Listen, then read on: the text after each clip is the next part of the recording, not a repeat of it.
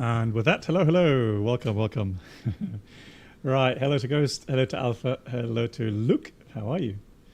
And on YouTube, I don't know how to explain. Hello, Andreas, hello, and Axel, hello. Hey, Ghost. Welcome aboard the Hey, Captain and here Blackbox comes the Twitch first channel resub of subscriber the evening. Thank you experience. so much, Alpha. Could new subscribers please make your way to the first class cabin, where complimentary drinks, snacks, and Adioma, premium hello to you flight as well. entertainment will be served. Dankeschön, Axel. Thank you. 35 months seems like yesterday. It does. Happy flying adventures all. Thank you so much, Alpha, for your support. 35, that's almost 3 years. Thank you so much for that. And I hope you're doing well. Yes, thank you so much. Yeah, I had a nice holiday break. We had some fantastic weather. It was very cold, but fantastic weather. Really enjoyed it. Lots of hiking, even some snow. So, yeah, very nice indeed. What you mean? What's wrong with the stream title on YouTube? Didi, let me know, please, because apart from what I can see, it should be okay. Right. Oh, did I put Keflavik? Hang on. Did I put Keflavik? Is it really?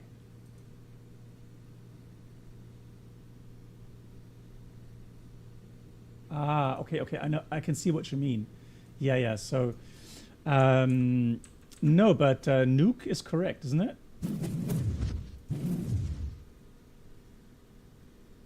Okay, so I have changed that. Thanks for that. Hey, HD Sim. Yes, I'm on VATSIM right now. Correct. So let me just check again. Flights today, and yeah. Okay, so that's a thing. Okay.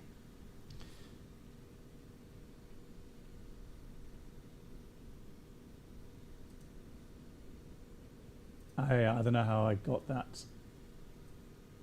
All right, let's change that. Golf Sierra Foxtrot.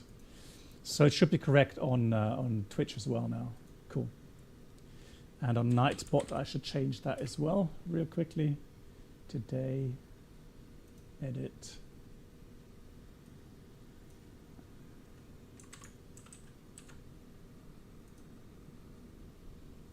Okay, so that should be fixed now. Thank you so much, everyone. Cool. All right. So we are going to do the following today. So we're going to fly, first of all, in Microsoft 2020, and we're going to fly the FS Labs. The big deal really is I am using DLSS 4. So what I have set now, and I'm still playing around with the settings, trying to get things optimized. But right now I'm using DLSS with DLSS 4. I'm using DLAA, and I'm using frame generation on. And let's see how it all works. Yes, it has, Andreas. The Mosa has arrived, and I have messed about with it the last 2 days in the F-18 DCS. Oh, hello. So I have to say, in DCS, it's absolutely fantastic. What a crazy flight stick. Yeah, force feedback, you just can't beat that. Now, regarding the setup here, I'm still using the Warthog Thrustmaster base with the FS Project stick on top. Because right now, I'm not sure. Of course, the Mosa would also work very nicely with the A320 setup, no doubt. But because it's such a heavy base, I would have to switch sticks, and I would have to switch hardware in a manner that's just way too I don't know, complicated. Hey, Drewster. Yeah, okay, so the second flight today is then in Microsoft 2024, hopefully, also with DLSS 4.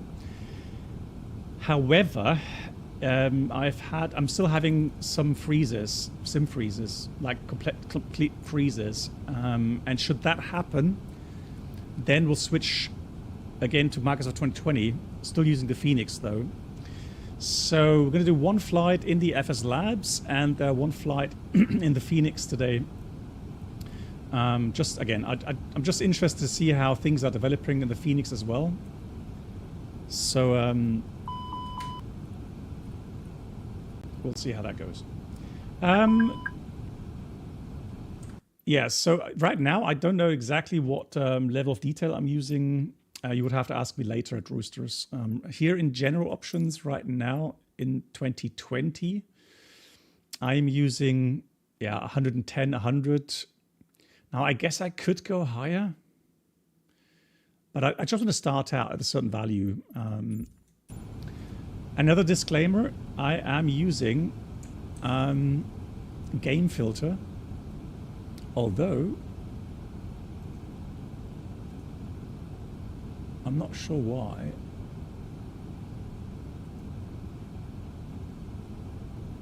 Okay, that's interesting. So that's not working here.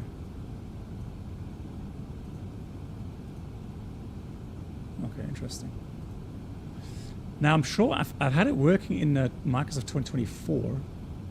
So yeah, we'll see how that goes there. Right, so I've got a 737 next to me on the left. Thanks for joining. Is that you, Ghost? And then I have another 737 here from SAS. And then I have some smaller planes there as well. Not sure what the model matching is doing there, but hey Lilo, hello. Cool. Okay, that's you then. Okay, that's Ghost on the left. Excellent.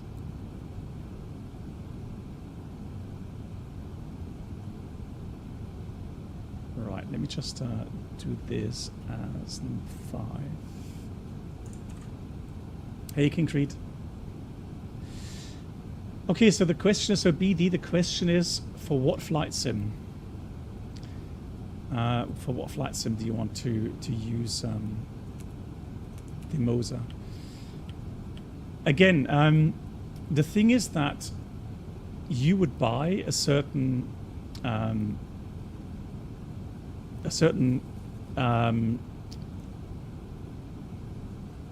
connector, either be it to the desk, so mount, be it to the desk, or be it to, I don't know, the seat or something.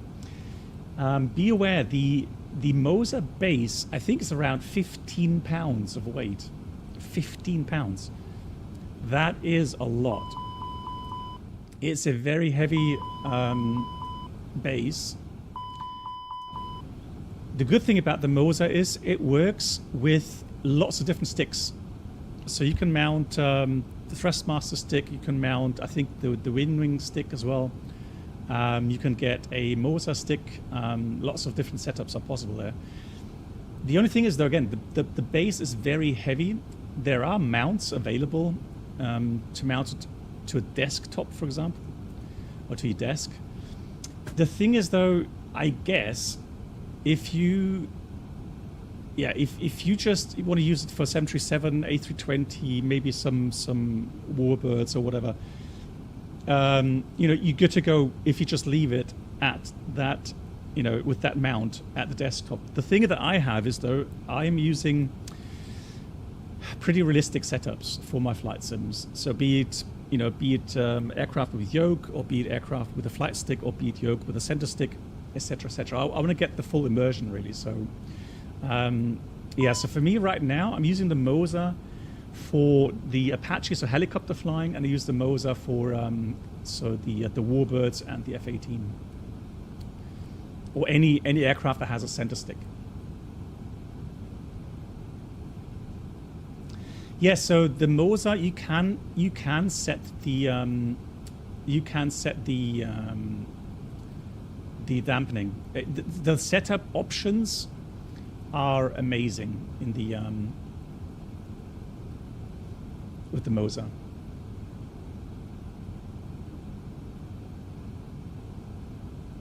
There he goes. What? What do you mean? Type that again, Ghost, please. Lido asked, are you going to watch the Innie 350 stream? Maybe, yeah. If I'm home, I will do. Hey, Fuzzle. And King Creed, hope you're doing well. Approach.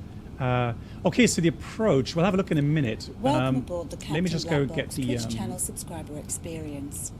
Could new subscribers please make your so way I'm to using the I'm not first using class real cabin, time, guys, where complimentary because I drinks, want to snacks, be and premium flying flight entertainment will be served. at, with some sunlight. So let's go at 16. Kuda and hello. Hope you're doing well, BB. Thank Finally you, got Nate. all my Airbus peripherals, so tinkering today and have been watching your old instructional videos. Hey Nate, thank you so much for the 18 months. And you got your Airbus peripherals, nice. You like them? Excellent. Yeah, the thing is, so one thing I find truly amazing, truly amazing, is the fact that these peripherals getting cheaper and cheaper. So there's lots of competition right now, and you know, getting some good hardware peripherals, be it flight sticks or be it MCDUs, be it flight control units, they're all getting to price levels which are attractive to many people. So and that again, that does add to immersion for sure. And also, of course, there's some really high quality hardware available, but these are, of course, then pricey. I mean, be it the Brenner yoke, the force feedback yoke, or the Moser force feedback. I mean, you're talking in between 750 to 1,500 euros or dollars. So, oh yes, I actually have. Let me. How do I do this? So, how do I do this? So I'm using the Flight Sim Factory version 3 of the Airbus throttle add-ons. So I've been gifted them by Flight Sim Factory for a review. Now the problem is, they wrote to me and they said they had some good feedback, and they have an idle detent, but they don't have a thruster versus idle detent. So I think they want to take that feedback and then use that to get some more detents in there.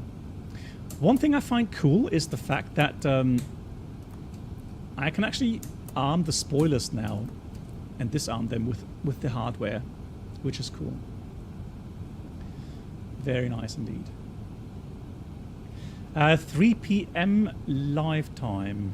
It could be. It could be. Let me just check. Hang on. Let me just check then. Time. What real time would be looking like? Oh, you're right. It's not that bad actually. Cool. Yeah. Thanks for the Marvan. Yeah, you're right. It's not that bad actually. Cool. So let's use that.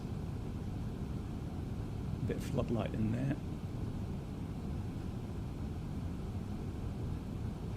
One thing I'm noticing with DLSS4 is the fact that if you use displays and the numbers change, there is a little lag until the number shows properly.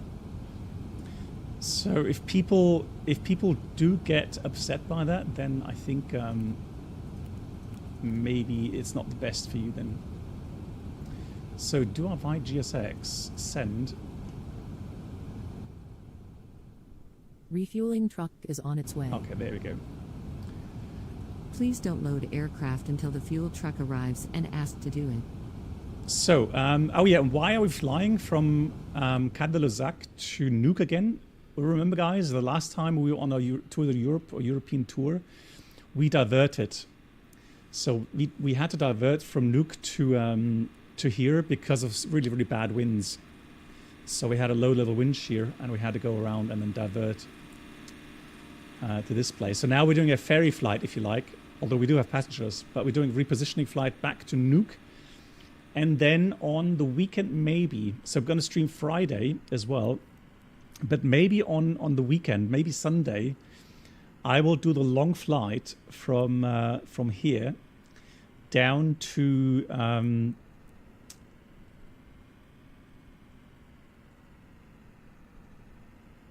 down to La Palma, I think it is. The winds went to Iceland, gusting 70. Oh, really? Wow, okay. Hang on. Oh, yeah, they got... Carefully, got 190, 44 Fuel gusts, truck is in 56. position. Rain, okay. Crazy Please stuff. don't load aircraft until the fuel truck arrives and ask to do it.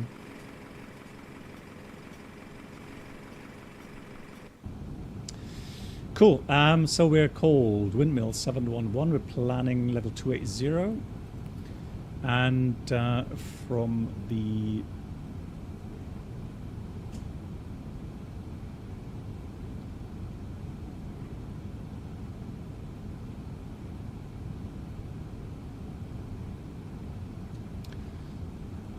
Let's check the flight plan here in a minute. Hey, Berkeley, hello to you.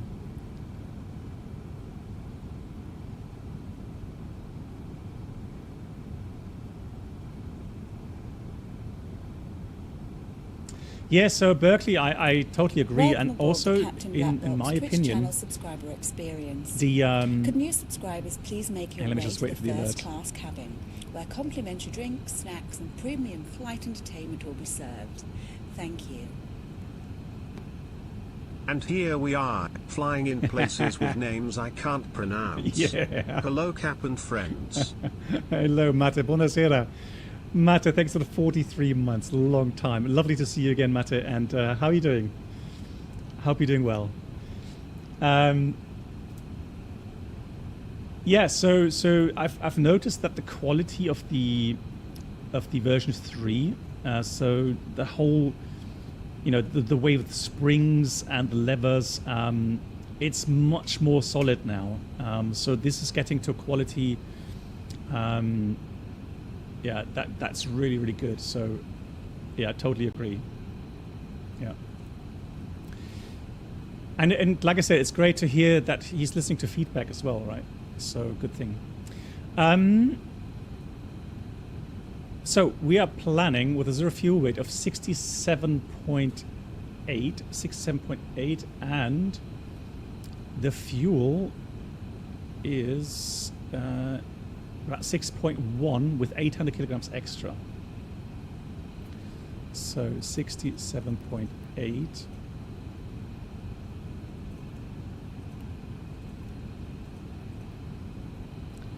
And let's do the wind uplink here.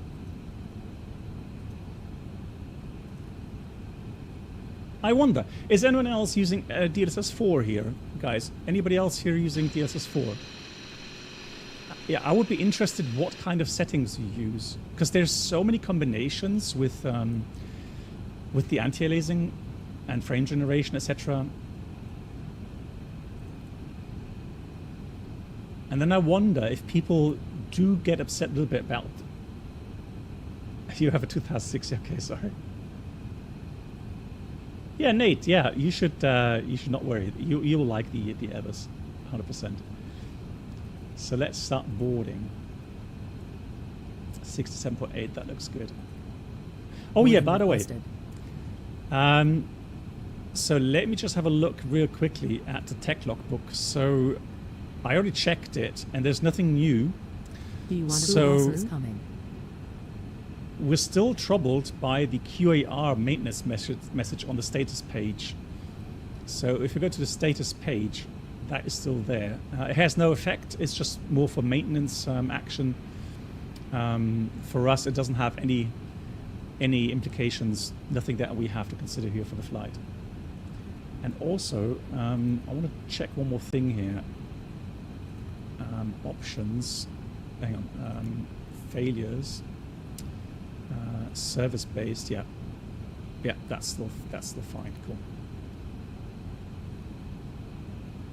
And Airbus 05, he followed the videos from Iceland SimPilot. Did he also, Airbus 05, did he also post a video how his in-game settings are? Maybe I've missed that.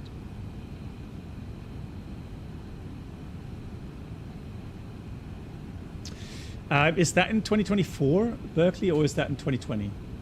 Because the only crashes I've had, or freezes, where the sim completely froze, was in 2024. Okay, yes, so I have heard people, there are some people that do have issues with crashes, crash to desktops and so on, with the newest drivers. And then there's people saying they have no Billboarding issues starting. whatsoever. So again, it's going to be hopefully without crash to desktop today, but we'll see. Good, so again, no issues there with the tech side of the aircraft, and then we have 67.8, trip fuel 2.1. It's a short flight time, so we are expecting a flight time of about 43 minutes. And for the weather, so here we got 050 at 10, minus 14. We're going to have to take 09 for takeoff, unfortunately. I was hoping for 27, but that is a bit too much wind. And minus 14,997. And, oh, so that's Nuke, disregard. Your passenger's bus is coming. That's Nuke.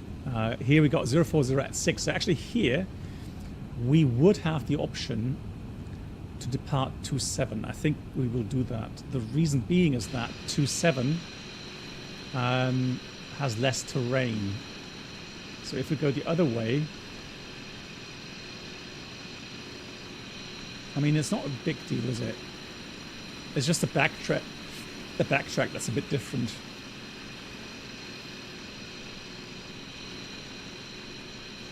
Well, to be honest,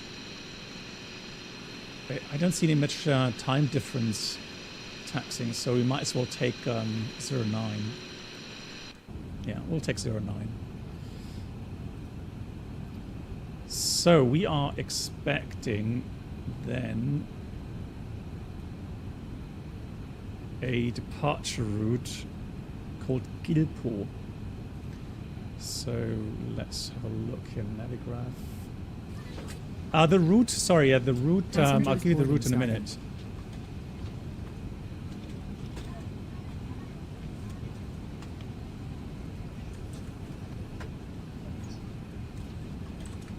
That's the route I'm using, Ghost.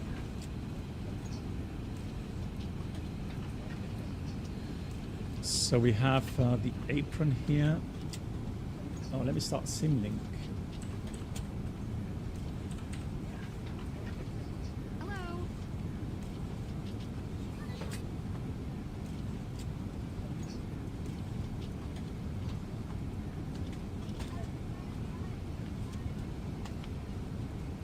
Hello.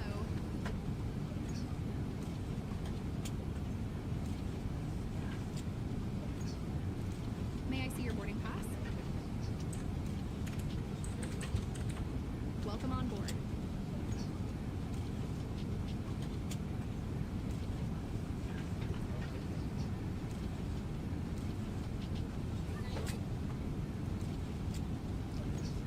Just need to set up Simlink here real quickly. Hello. So May I see your boarding that's pass? that. Okay, so that should now work. Let me have This a way. look. Hello.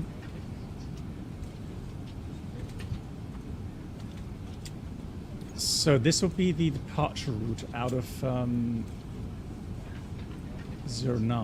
That would be the 1 Alpha. Hello. Yeah, we'll take the 1 Alpha in this case. Taxi. Hello.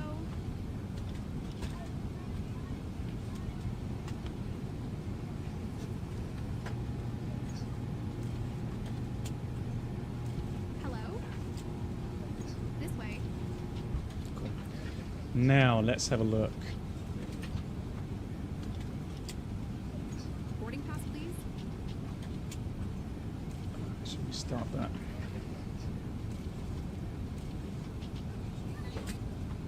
May I see your boarding pass? Hello.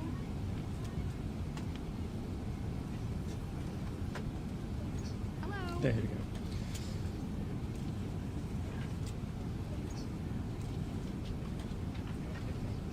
Yeah, that's what I'm going to have to see. So there's no weather in here. So the weather seems to be en route quite nice. Nothing, no thunderstorms whatsoever. So that's good to know. Right, let's try again. Let's go with this one. And taxi out will be... And that's interesting. That's on the map or the chart. That taxiway is closed, while here it is open.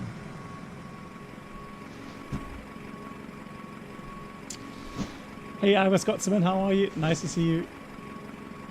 Now the thing is, I'm kind of wondering now. I mean, in this case, if we say we're not going to use this one because it's actually not in use, so if we stick to realism, then 2.7 would be the better option.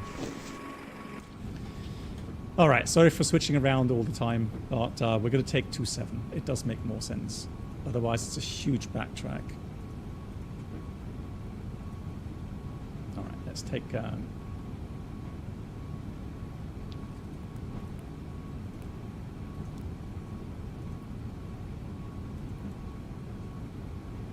Let's take 2.7, then the 1 Bravo, then the flight planned route. Now, regarding the weather in Nuuk,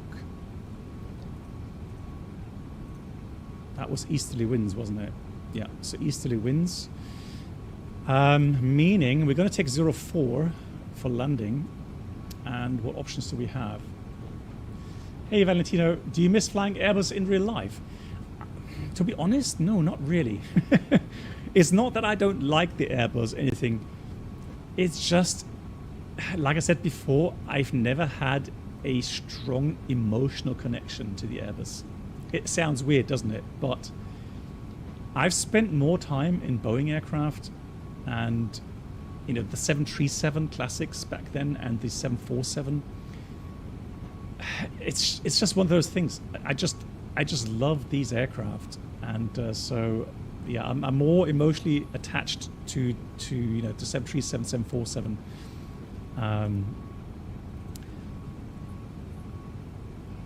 Hey Mark, there you are, Mark. Gute wie geht's dir? How are you doing?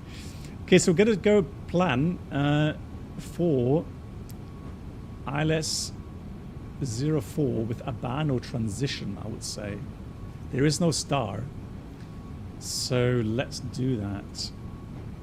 So let's do the ILS. And that was the Yankee, remember? That was the... Right, let's quickly step through those. Okay, so where's... that way? Okay, so Getka. Okay, so that's what we're going to do. We're going to go Getka, and then we're going to go to Abano. So that's the idea. Oh, hang on. Disregard, not Abano. Hang on. Abano. Why is that showing as being... Oh, is that because the...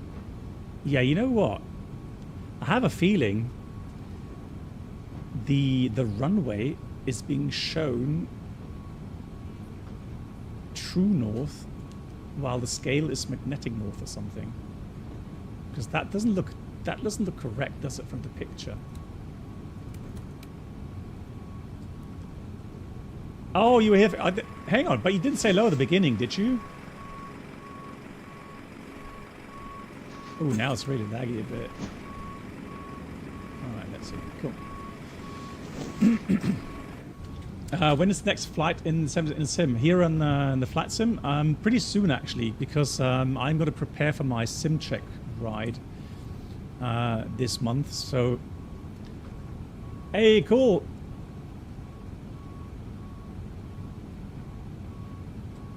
Okay, guys. So we are going to get control for a Nuuk. And remember, guys, in Nuuk, below level 190. Oh, you did say hello, Mark? Hang on. I didn't see that. When did you say hello? Oh, there we are, Mark. Okay, sorry. I don't know how I missed that, Mark. Oh, sorry. Now I've seen it. Oh, I'm terrible. Thank you so much, Mark. Thanks for being here. Yeah, so I was just saying, I'm going to prepare for my own check rides, real world check rides this month. So definitely going to be flying some 777 and some 787 soon. Good. So we got 6.2 tons of fuel. So let me just change that. 6.2 did round up a bit. That means we're going to send the report 4729. Passengers bus is coming. Welcome aboard the Captain Black Box Twitch And there he Channel is, subscriber flying experience. Greenland. Could new subscribers please make your way to the first class cabin, where complimentary drinks, snacks and premium flight entertainment will be served. Thank you. Thank you so much. Hello, all looking forward to provide a Fizz services into Nuke D. Thank you so much. Yeah, Ghost. The reason is that we have a return plan. We come back to here with 800 kilograms extra. So yeah, it is a bit much of fuel. But hey, you know, the lack of alternates just means that we have to return here to Kandalzak if anything goes wrong. So once again, Flying Greenland, thank you so much for the tier 3 46 months, and also thank you so much for controlling Nuke Airport today again. Much appreciated. Thank you so much. And once again, guys, remember that there is no radar Passengers control boarding starting. in a Nuke. That means the clearances will sound a bit different, right? It's like an uncontrolled airport. Even though you have a frequency to contact, it is a let me just see here. Yeah, AFIS it's called. So AFIS. So above level 190, I think it was, we have usually Iceland control, and below that will then be the AFIS 119.1. Actually, no, today's hang on. Today it's Welcome on board. oh, hang on. What's the Bravo Golf Lima? What is that? This way. Hello. Hello.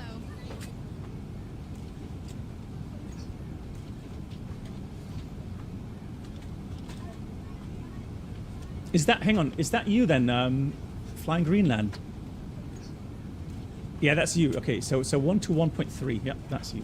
So it's not 19.3, but it 19.1, but it's actually 1 to 1.3 today. May I see your boarding pass? Yes, so please, guys, contact Hello. 1 to 1.3 when you're descending through flight level 200. That will be a very good time to contact him. Hello. This way. So let's see what the text says. So initial climb. So we're going to climb 262 Good 3000. afternoon. Then, no, disregard it.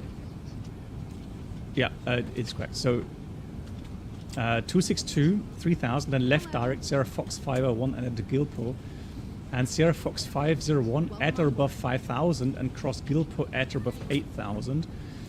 And we plan for level 280. So I'm going to dial in 280 already. 22.8 is set. And then we just make sure we have all of the restrictions inserted. So 3000, Sierra Fox above 5000, and Gilpo above 8000, all correctly Welcome on set. board. Data, we have currently the newest database, which is good. And we have the wind data inserted. Flight plan, RatNav. RatNav we can put. Good afternoon. This way. We don't need anything here. It's an hour of departure. So let's do secondary copy active. Hello. Let's do a return plan if anything goes wrong.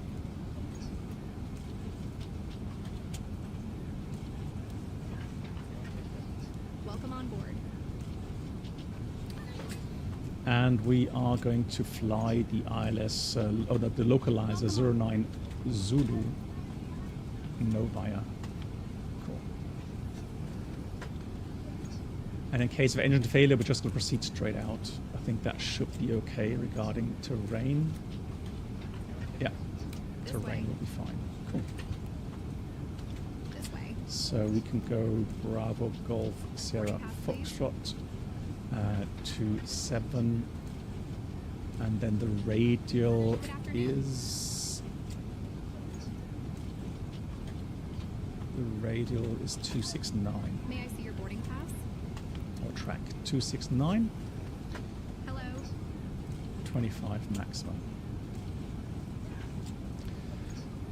Cool, let's do the performance calculations. So we are expecting, again, we're expecting a takeoff weight Welcome of on board. 73.8. 73.8. So May I see your 27, boarding pass? a bit of tailwind. Well, we'll do runway wet. Air conditioning on and anti-ice, engine anti-ice on. Optimum, and then we said 73.8, wasn't it? 73.8. Let's calculate that. May I see your boarding pass? So it does give us 1 plus F with a flex of 48. Hello. And we have stop margin around about 65 meters. Not much, but we'll take it. Welcome on board. So that's uplinked. Acceleration engine out, This way. 1700, and we'll do NDP This way. 2. So we're going to put this to 1170. 1170. Cool. And that's pretty much with the preparations. So let's see who else is still here. Lovely guy. 4 aircraft going to nuke. Very nice. Right, quick briefing. So A321 Sharklet CFM engines. Technically, just a status maintenance QAR message, has no implications for us, no procedures that we have to follow with that. And then we are going to taxi out runway 27. And as far as I saw, there is no hot spots. It's just going to be over the apron, Bravo, full length 27. And then departure takes us, as briefed, up to level 280 with the restrictions that we've briefed. Yeah, and MSA 5,400 feet, high terrain outside of the MSA circle. So that's a threat today, high terrain. We have about 800 kilograms extra fuel, and that's about 20 minutes, well, 17 minutes really.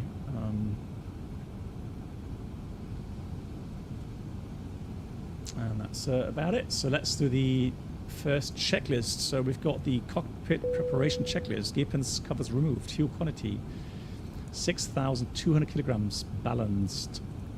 Seat belts. Let's start the. Oh, that should be off. That's in. So again, guys, Airbus aircraft on VATSIM. If you put this to auto, other people will see your strobe lights flashing on the ground. The SID is called the Gilpo 1 Bravo departure. So seatbelts on, ADIRS, data, position or nav, and the Barbara Ref 980 set 3 times. Checked. And that's the cockpit preparation checklist completed. Right, APU starting up, boarding finished. So we can start the aircraft. Nice. Hey Flying Paul, I have a question regarding a distress message. In the ICAO it says, The station addressed by aircraft in distress or first station acknowledge the distress message. Immediately acknowledge the distress message. What is meant by acknowledge? Do you have an example? Yeah, so Flying Paul, normally the wording that I've always heard is, if you call in Mayday, Mayday, Mayday, then they would say Mayday copied or emergency copied. Normally they would say Mayday copied at time. So they even give you a timestamp at which the Mayday call. Why is that important? I mean, they have to log these things, and then also at some point you can actually, just like cancelling an IFR clearance, you can also cancel the emergency. And then control would say emergency or Mayday cancelled at time such and such. Hey, Petri Viraj, oh god, hang on. Petri Viraj. I don't know, that's probably, or Viraj. Sorry for the bad pronunciation. I'm not very good with those. But welcome, hope you're doing well. Cool.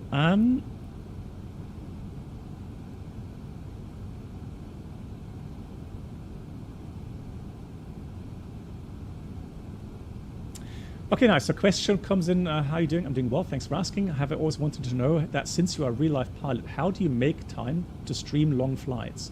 And how important is simulation for track? Okay, so, I mean, it all depends on your private schedule. So, I'm currently working part-time for this year, my last year in service as an airline pilot. And so at the moment, I do have more time available, although I'm actually busy right now also with life. But yeah, so I just make time for long-range flights from, I don't do long-range flights that often, but sometimes I do, especially for the Cross the Pond event. And by the way, this Saturday is Cross the Land. Unfortunately, I have a family event, so I can't take part. But as far as I know, there's still some slots available. So if somebody wants to fly along on Saturday, have a look at that Sim Cross the Land. But for sure in April, I'm definitely planning to be doing the Cross the Pond event again. And then how important is the simulation for practice? For me personally, very important. I do practice quite regularly. I've always done that, especially with the 320 FS Labs or the Phoenix. And snacks and premium flight entertainment will be served. And for me, it has relaxed me immensely in my hello. flight sims, so in the check flights. Hello, der Drehflügler. 27 months. Dankeschön. Thank you so much. Hello. Wie geht's dir? No, Ghost, unfortunately, I don't have time to fly. I have a family event this Saturday, which is a shame, but I mean, it's a shame I don't have time to fly out. I'm looking forward to the event, but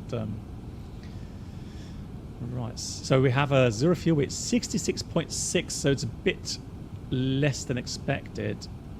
Okay. And then the CG is 29. Okay, and that means the trim, let's have a look, mass and balance quickly. So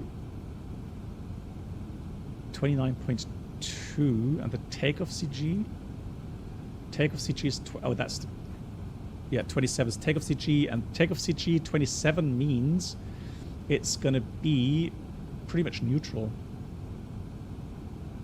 Neutral trim setting.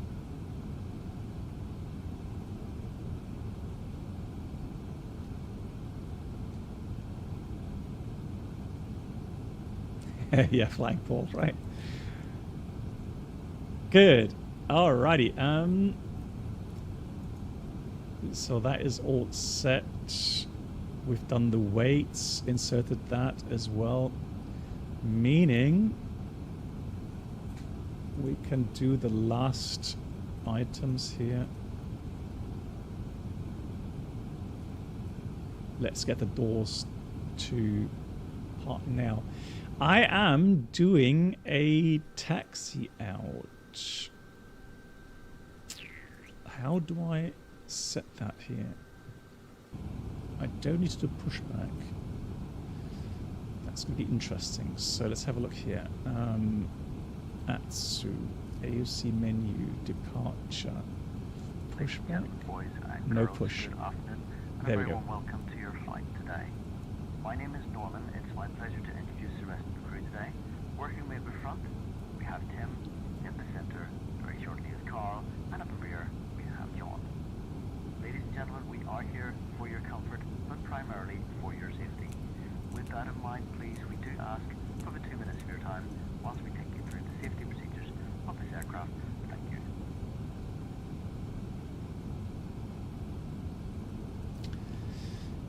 Is the flaps capable of a rain check?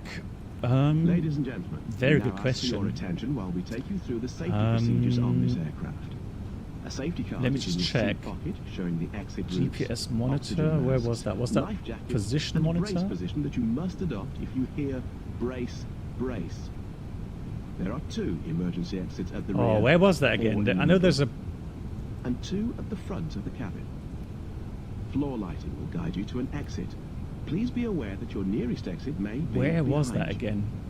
In an emergency, leave all cabin baggage on board. Your seatbelt is fastened, adjusted, and released as shown. And predictive GPS. It must be fastened when the seatbelt signs are on, and we recommend that you keep it fastened. I know at the all page. I have the If page. the air supply fails, masks will drop from above you. Pull a mask towards you to start the oxygen.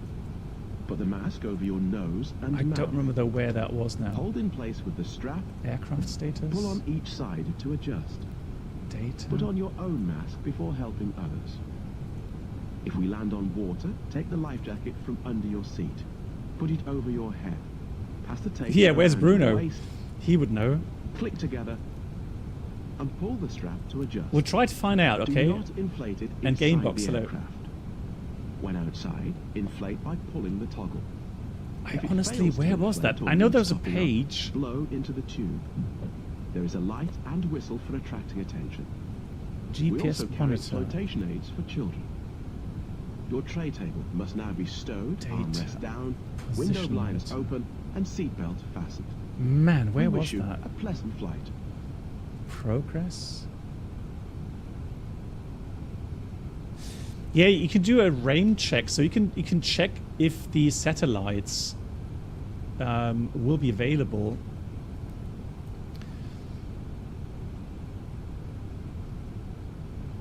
And it gives you a page with a certain time frame.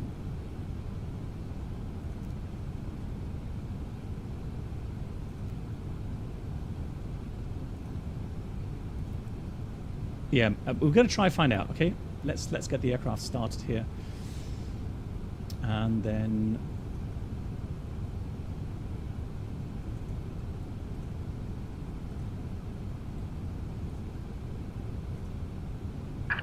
Due to icing conditions, please stand by for engine start until push is completed and brakes are set.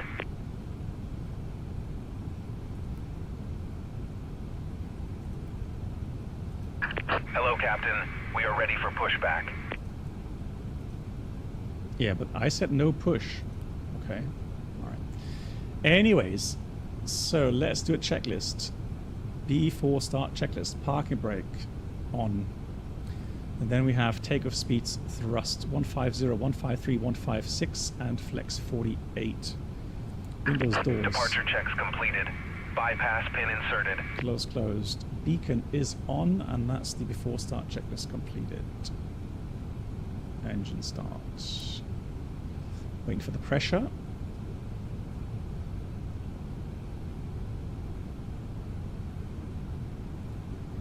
To start. Locking gear.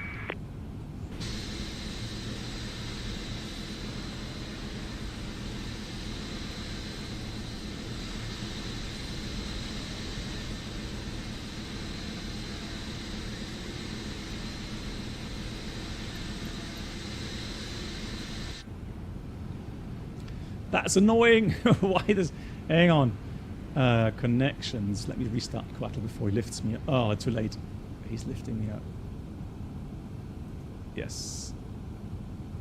Service. You need to stop the engines to request ground services. Oh.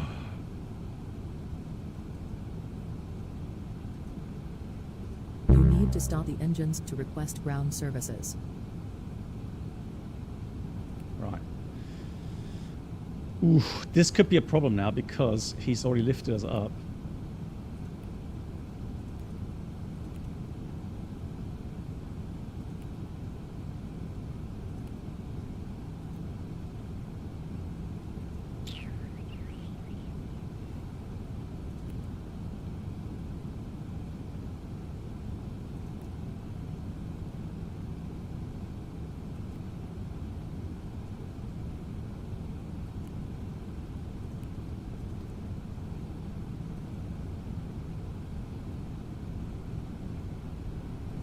To start the engines to request ground services.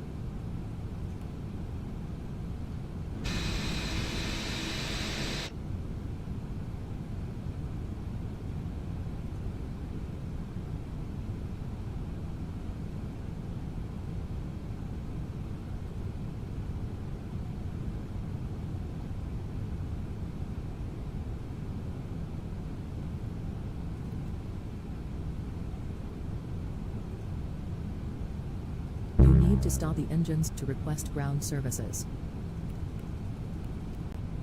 You need to start the engines to request ground services.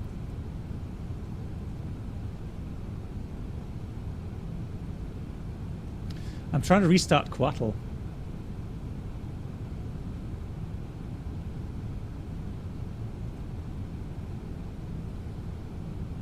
The thing is, though... You need to start the engines to request ground services. No.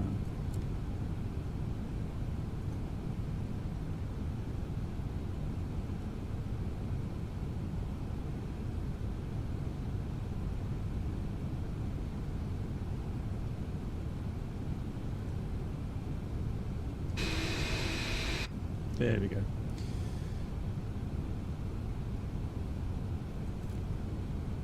Right, let's start.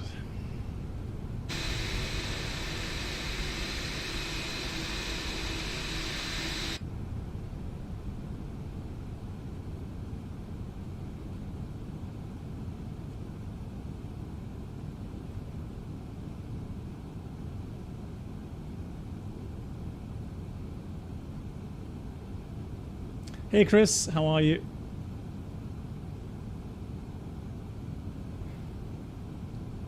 Yes, unfortunately though, oh my god. Ignition fault. Right, we have a nice fault here, ignition A fault.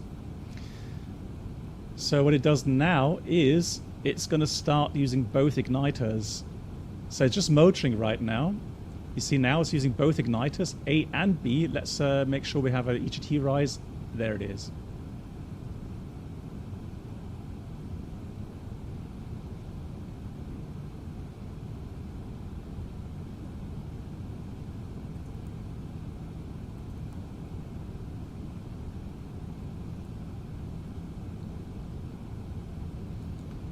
All right. Engine 1 start. Yeah, so this could be a failure that was set by FS Labs. Now the thing is, though, right now it's not showing up on the status. So right now it has no action items, so nothing that we have to worry about right now. IRL, I would look into the MEL, because if it is broken, so ignition A system broken on engine 2, then that would imply maybe some restrictions for the next flight. So that's why I would look into the MEL. Right, so let's do that, flaps 1. And let's do a flight control check. Up 0.4. There we go. So we have full up, full down, neutral, full left, full right. Neutral, rudder, full left, rudder, full right. Neutral. Oh, we need to disconnect the pin. Options, external control, remove the pin. There we go. And then we'll read the checklist. After such checklist, anti-ice currently off. And then we have ecom status checked. It's clear now. Pitch trim up 0.4 and rotor trim neutral, and that's the after such checklist completed.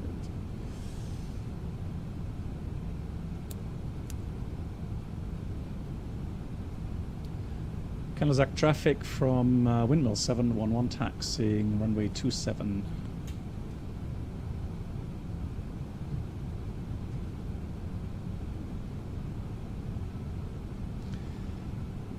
Oh, I remember now.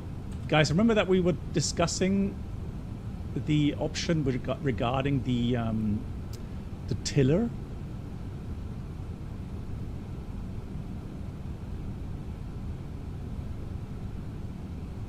Right, I was hoping that the little lags and stutters would disappear when turning with DLSS 4, but it doesn't.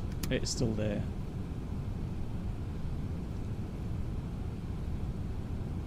So even though FPS are tremendously high, there is still an issue with these little lags and stutters when turning, which is a shame.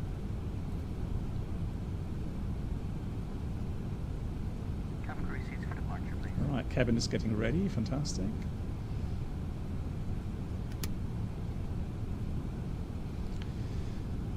So let's do the rest of the items here. Radar, PWS. He'll put terrain on the CM2 side. I'll take weather radar.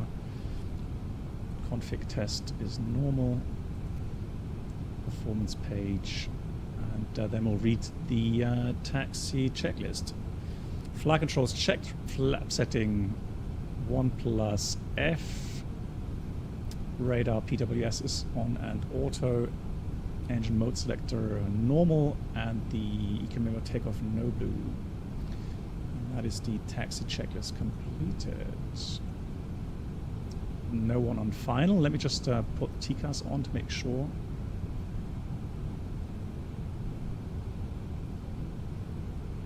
Alright, nobody on final. And let's have a look at the other direction. Nobody approaching 09. Kandelazak traffic. Oh, hang on. Why am I not transmitting? Hold on. Push to talk. Kandelazak traffic from windmill 711 lining up departing runway 27.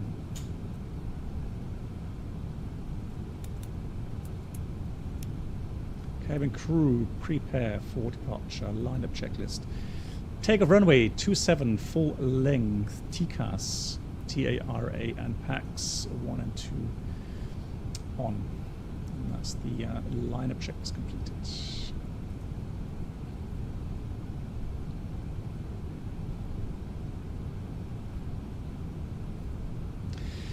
Yeah, one thing that I've noticed is that if you use DLSS 4 and frame generation, you cannot use VSync. It just does not work. And that is why I was hoping little lags and stutters would disappear well, the bigger lags, when turning quickly like what we do now. Right, remember the 45-minute flight time. Remember to disconnect nose wheel steering, otherwise we're going to go off the runway for the third time. Don't want to do that again. Right, there we go.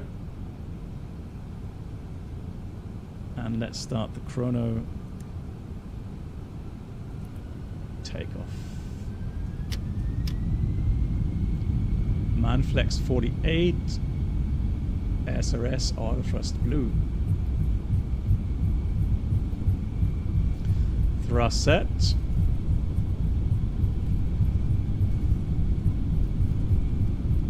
(100 knots).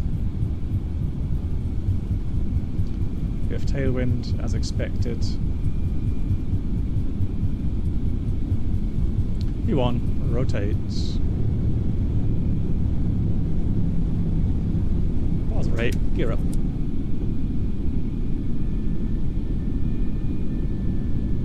Enough. Oh yeah, the ghosting here. Okay, that is definitely visible now. for the 10 feet.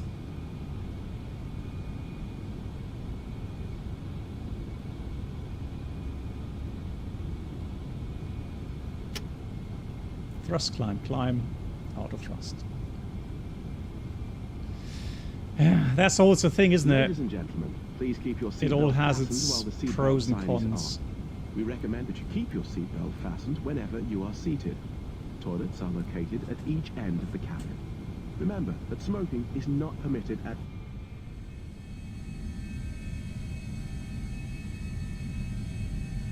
Flight Service, offering you the chance to purchase from our selection of fresh food available today. All details can be found in your in-flight brochure. Together with drinks and snacks from the bar. We accept payment in pounds, euros, most major currencies, and debit or credit cards. The So, correct change would be flaps greatly 0. appreciated. Smooth And check, if we flap could be 0. of any further assistance, then just ask us as we join you in the cabin shortly.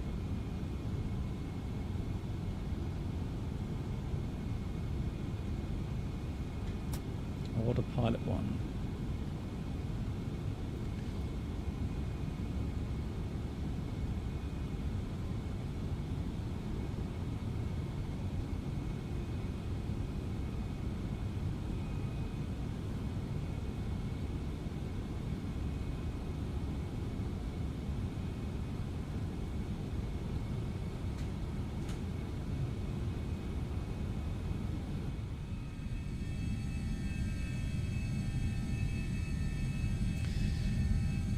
So otherwise, I mean, performance is fine. I mean, it's very smooth. We get very high FPS.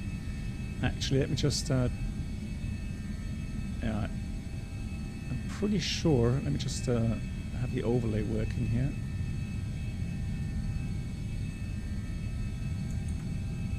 Oh. Huh? Yeah, it's not sticking, but 100 FPS it says. So I don't know why it will not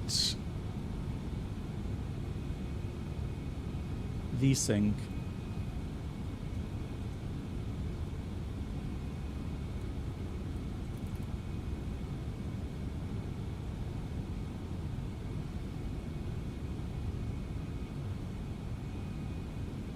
That is interesting though.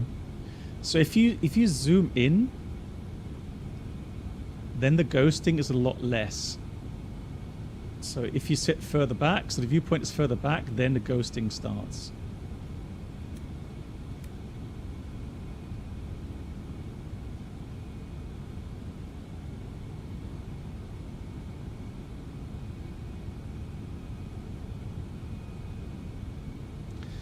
Now we're going to enter some clouds. Let me put the engine anti-ice on. Those can go off.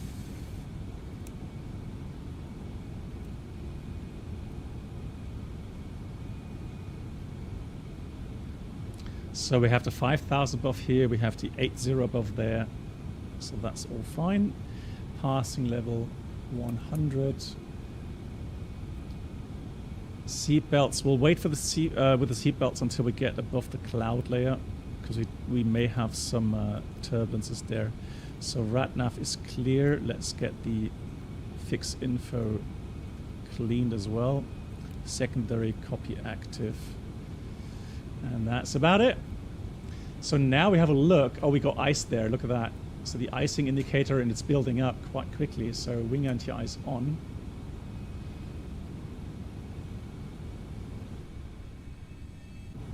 We don't want to have issues with the climb performance.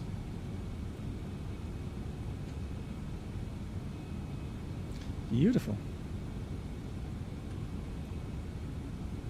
Flying Engineer, you also joining the flight. Thank you so much for joining. Welcome, welcome.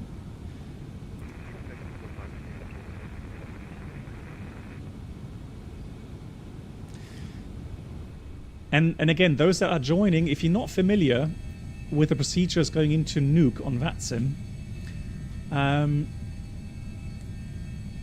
let me just see. I did make a file. Let me just see if I find it quickly.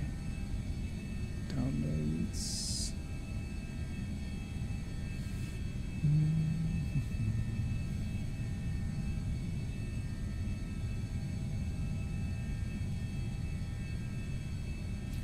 Yeah, there it is. So the controller, for example, he will give us, for example, preferred runway is. So he won't say expect runway, so it's a preferred runway is 04, for example, today. And so you will not get a cleared to land message. He will only say there's no reported traffic runway 04, or there may be traffic, runways occupied, traffic is so and so. So just like with uncontrolled airports, you have to call in, make your calls, and make sure that you keep separated from other aircraft. But you have to do that yourself.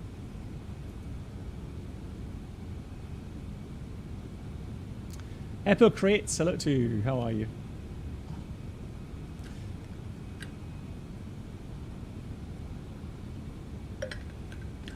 Yeah, the problem is I already have an MCDU, an A320 MCDU.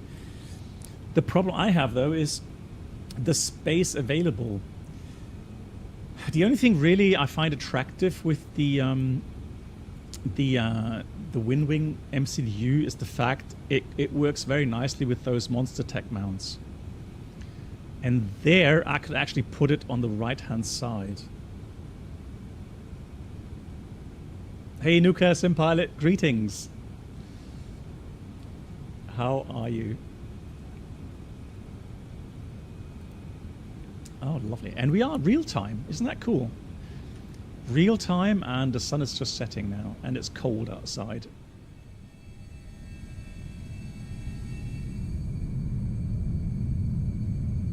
Hey Beethoven, how are you? Nice to see you. I'm doing well. How are you?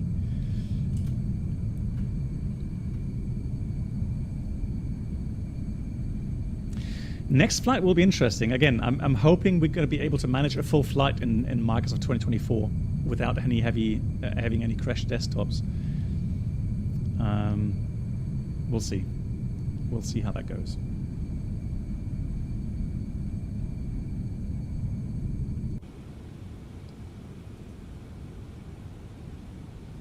Hey, Jillind. Well, it's just, Jillind, you know what they say.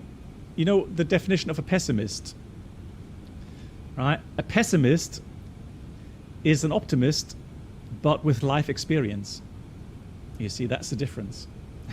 All right. That's just the way it is.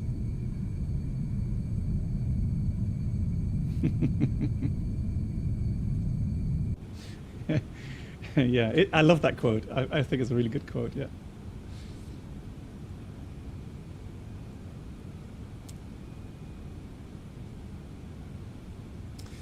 Yeah, Nate, that's also a good point. So Nate says that, look at that sun rising here as we climb up. Beautiful. So Nate says, for streaming, an MCDU, so a physical MCDU isn't actually good because you guys won't see what buttons I'm pressing. Yeah, for the viewers, Nate, I agree, yeah.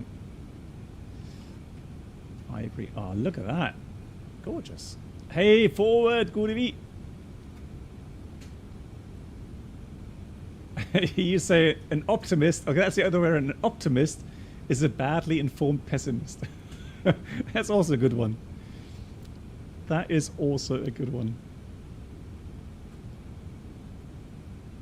Gorgeous. Look at the terrain there. Love it. Very nice.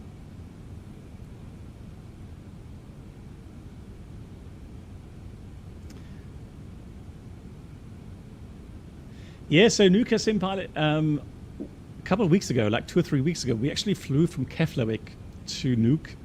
Well, we planned to land at Nuuk, but we had to go around and divert because the wind picked up to 17 knots, 70 knots.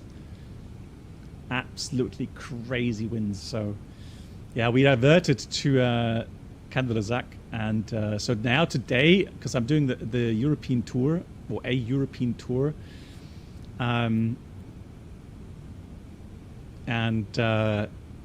yeah, so now we're just going back to Nuuk again to see if we can pick up the the routing then. Right, we are outside of clouds, so I'm going to take the wing anti-ice off, and also we'll take the engine anti-ice off. The weather is really good today. Look at that. Really nice. And there's the ice. The ice shield. 3 kilometers thick. Beautiful.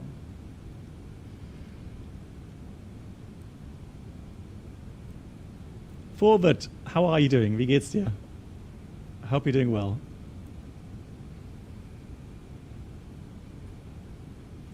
Just wondering, shall I put the viewpoint like this?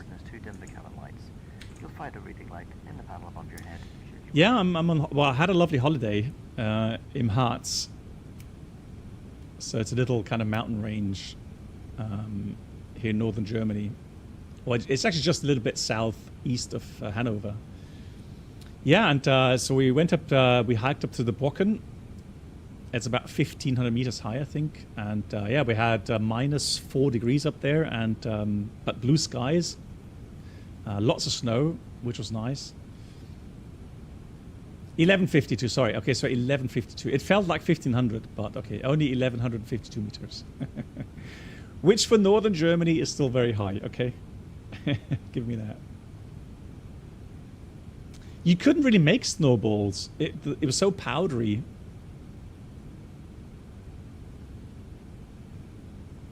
Yeah, and also we drove back. Oh, actually, we drove up and to a certain station, and then hiked 2.5 hours up to the hill, to the summit, and then going back. We also took the vintage train ride. Let me just show you guys. Let me just see if I can stream that.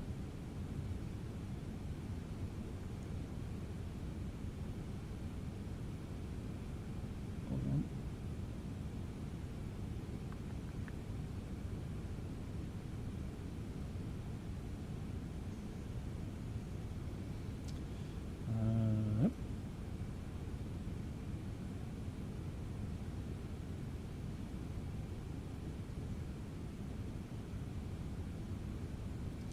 So let me try to get that onto AirPlay real quickly. AirPlay. There it is. Ah, there we go. So let's see.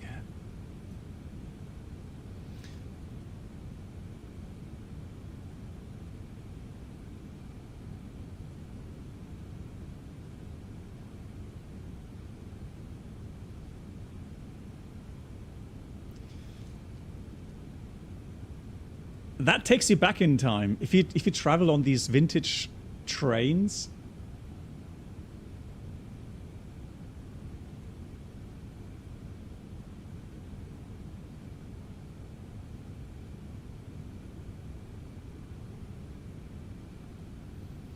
that was so cool. I really enjoyed that.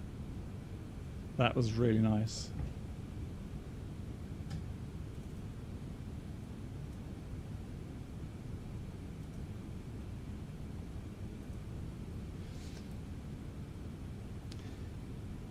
Yeah, I agree. It's sad to see that lots of forests or lots of trees have died in the area. Not all of them, but lots of areas. You know, they either had some fires, wildfires, so some trees are burnt down, but also some have died because of the what you call it Borkenkäfer. So it's kind of a bug which damages the trees so much that they just die off. And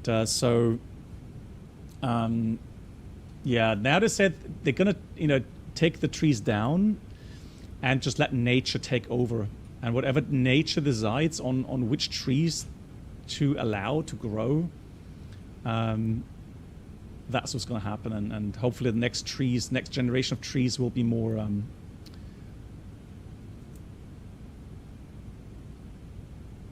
stronger to combat. Hey MAN, wie geht's dir? Nice to see you.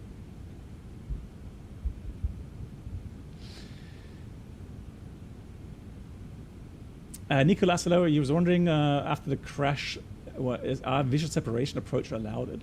Visual separation approaches or visual approaches. So you have to separate, differentiate. So what happened in Washington? So the Canadair was not doing visual separation. The Canadair was doing a visual approach to runway, was it 33 or 30 or something? So they sidestepped. The aircraft, the helicopter, those were the pilots that were instructed to maintain visual separation to the CRJ and cross behind the CRJ. The CRJ, as far as I know, did not get any instruction to do a own separation to another aircraft.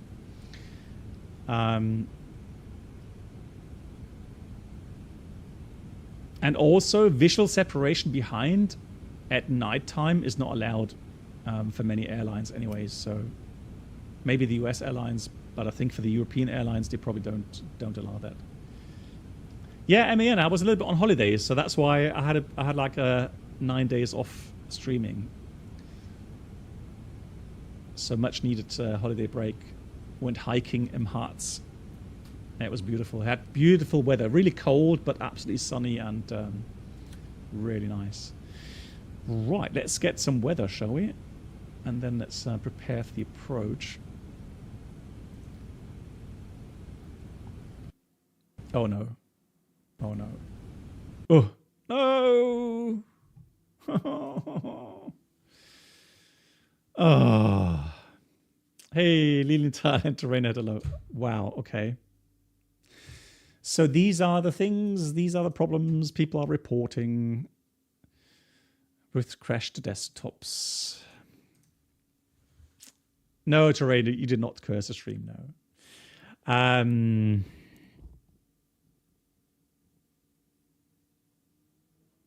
Right, I'm just wondering. So the problem, so as again, well, we're taking DLSS 4 today, and the problem is that the latest driver is causing issues for lots of people. I don't know how other people are coping, but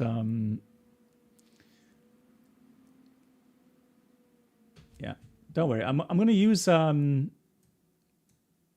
little program called FSI panel, and we're going to zoom ourselves back again.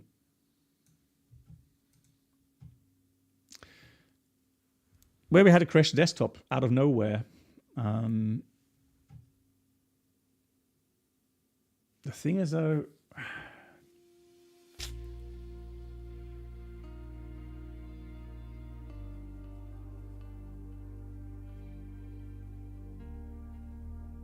no. MAN says, yeah, so yeah, he confirmed as well exactly what I described, yeah. The CRJ, you mean MAN, yeah, it was a CRJ, so. Yeah, also, I was saying that it could be the case that the CRJ, so for the helicopter pilots, the CRJ was hidden behind one of those bars, so the window bars. And remember, guys, that the saying, if the relative bearing to another aircraft on your windshield remains the same, so if that aircraft doesn't move its position on your windscreen, then you are going to collide with that aircraft. So if it's hiding behind one of those bars, then, or pillars, yeah, and lights and light pollution as well could be the problem. Flying low level, absolutely.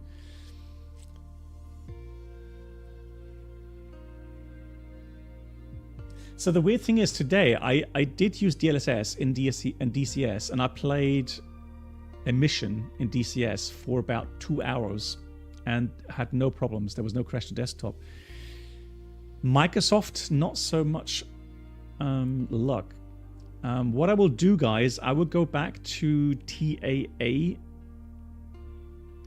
just so that we can finish the flight.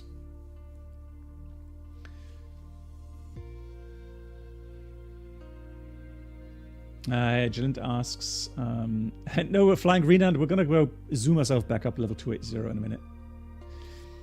Do you also get briefed in some way through your airline about these accidents as they happen? Yes. So whenever there's something that, you know, can increase safety, then, you know, and often it is through accidents, then they will be implemented, yeah.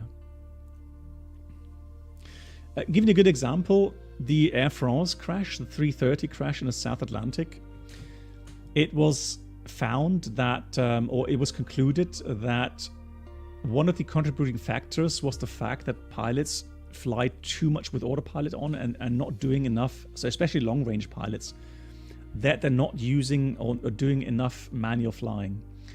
So at least our company, they decided to give long-range pilots an extra mission each year. So a 5th simulator mission each year to practice manual flying, to keep those skills up to date.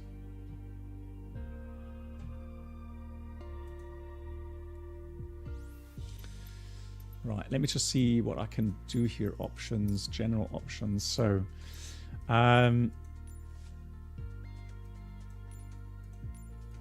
so let me go back to TAA, frame generation on. I mean, it's no guarantee that this will work. Okay, so let's go to here. I'm going to put myself onto the runway, and then we'll zoom ourselves up again to flight level 280 using FSI panel, so that we don't have to do the whole departure again.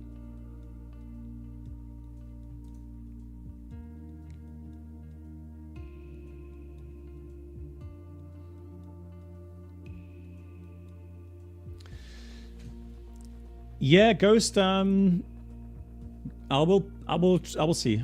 You guys level 280, or what flight levels are you guys at? So that way,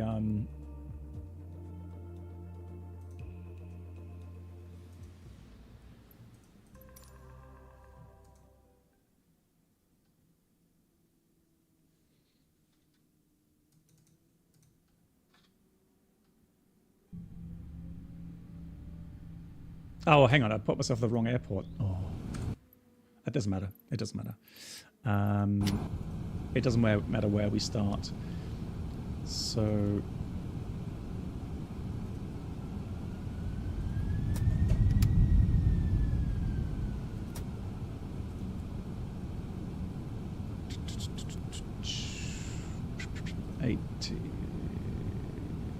Here's the menu. In it.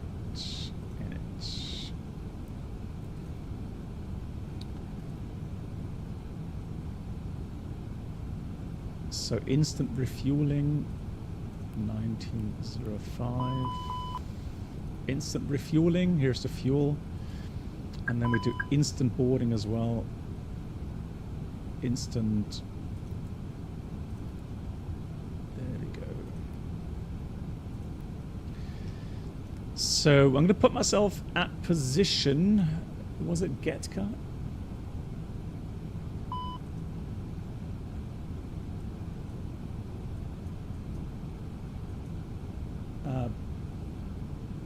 Yeah, Barcook we're going to put ourselves in. So, select fix.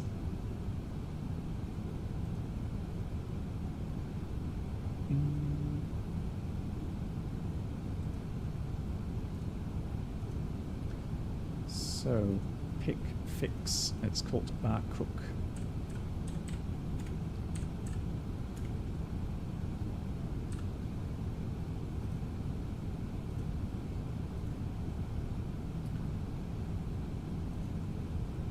And we're going to put ourselves at 28,000 feet, clean.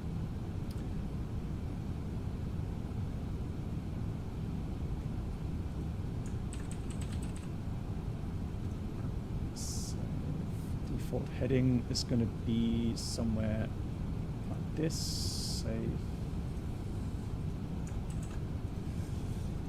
Right.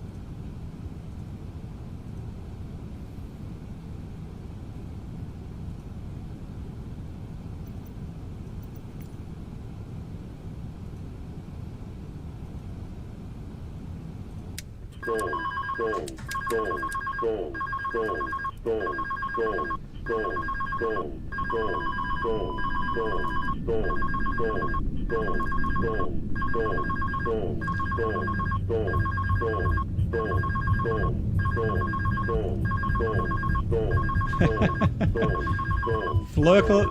No worries. Oh.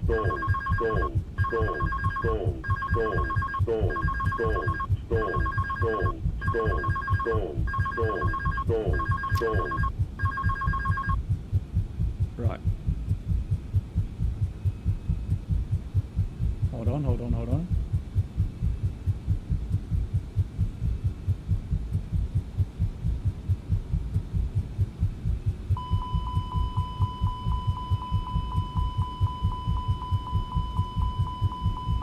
Right, let me just see, where are we? Yeah, we are Barcook. Okay. So.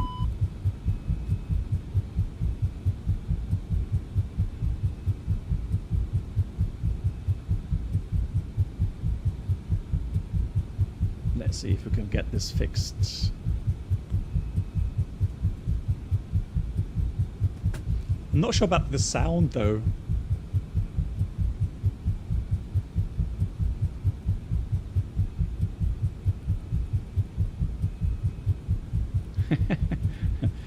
No, all good. Right, so there we go.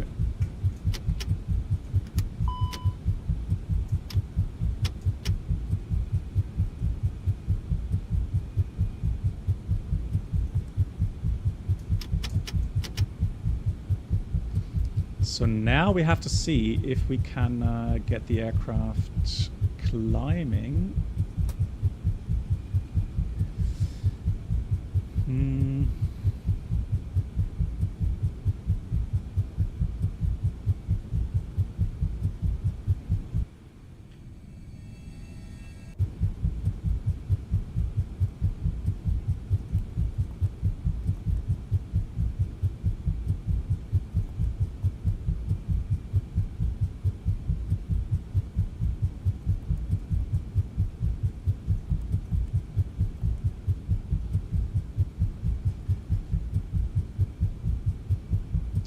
Alright, so then the next thing we can try is...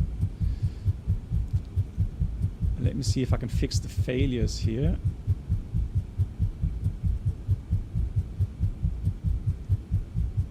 Although, I mean, it's not a failure per se, is it? It's just the cabin pressure.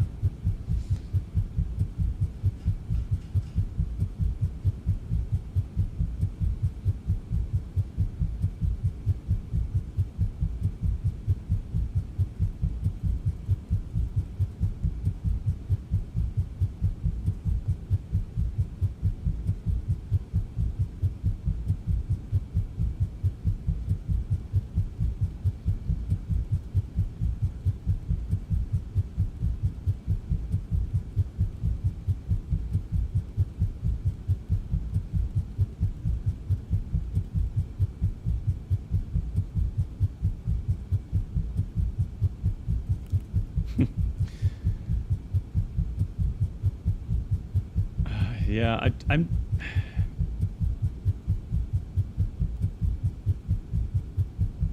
Let's see.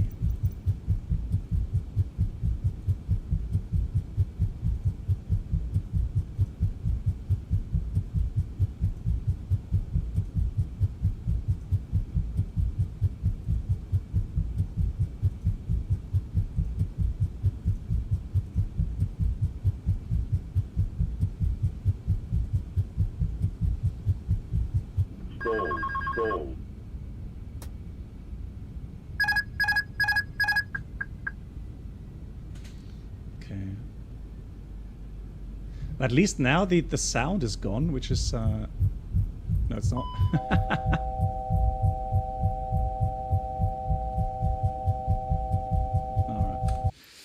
All right. I'm sorry, guys. I don't know why.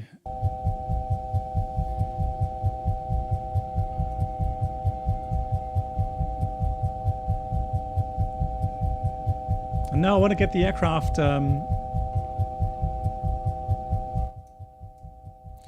I want to get the aircraft to nuke.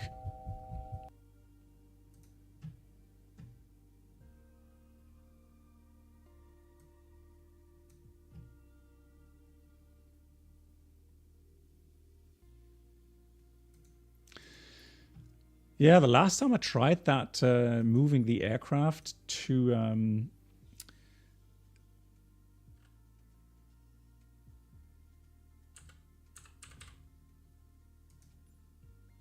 you know, to a certain point, it did work.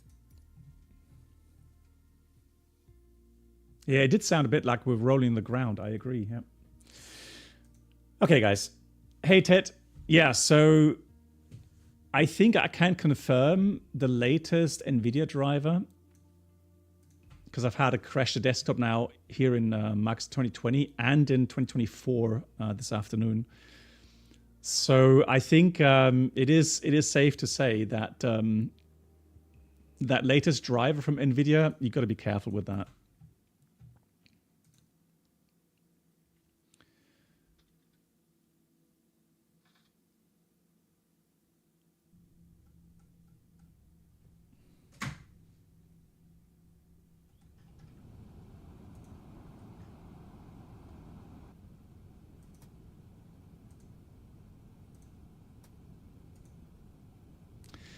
And it's one of those things where everything sounds so lovely, right? When they come out with these new hardware and driver setups, etc., and then you get them, right? And then suddenly things are not as lovely as they all pretended it to be. So doesn't matter though. Let me quickly get everything set up and take off, and then we'll. It's only 45-minute flight time, so not too long. So let's go Atsu AOC menu init. That's already done. So we're departing 1935. Instant send. Fuel is in. Then we go boarding. Hold on.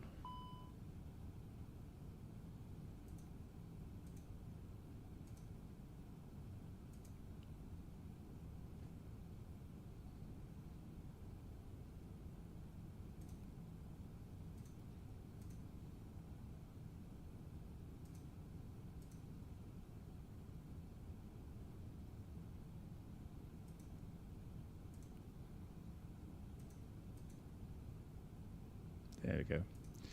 So zero fuel at 65.2, that's good enough. So performance, we'll use 1. I'm just going to go tour guide out of here. Again, just to try to get everything done quickly. Right, and then we got level 280, fantastic. Routing. I know we're on a different runway this time, but I'm not on VATSIM just yet. So we're just departing out of here. ADR2 fault. That's no, that's all right. So that goes on, and that goes on, that goes on. Flaps 1. Yeah, Niklas, yeah, thank you. There we go.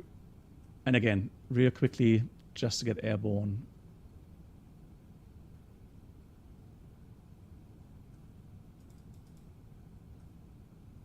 $28,981.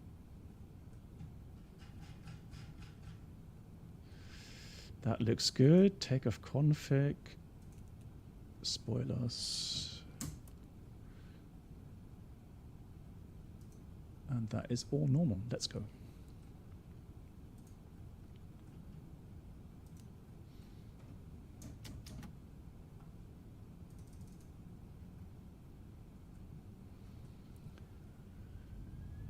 It happens sometimes when you reposition the aircraft.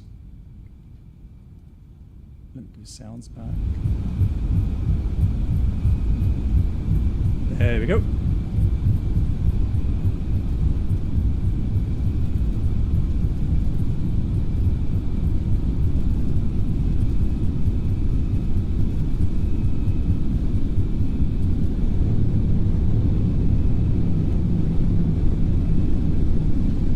Charles, right, gear up.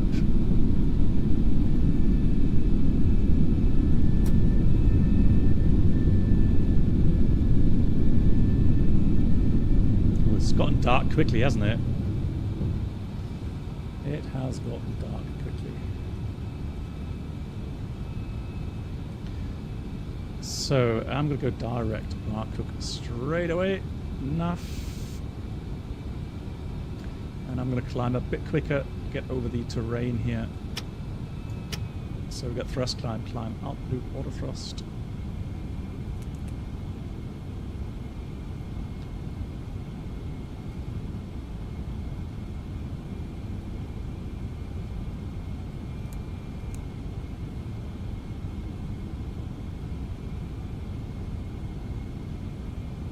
Hey, Delta Tango, my pleasure.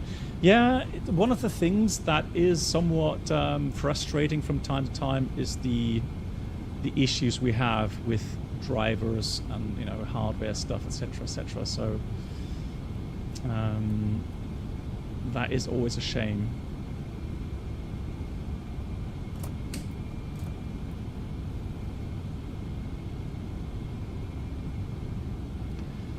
Yeah, so I've got to quickly climb up to 8,000 feet here to get over the terrain.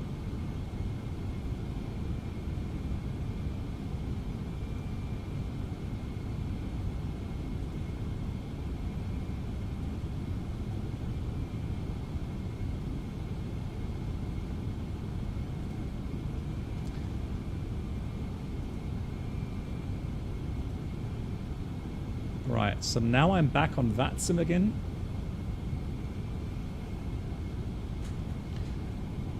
And the arrival was the Yankee 04, not the Zulu guys, so it's going to be the Yankee approach, really important.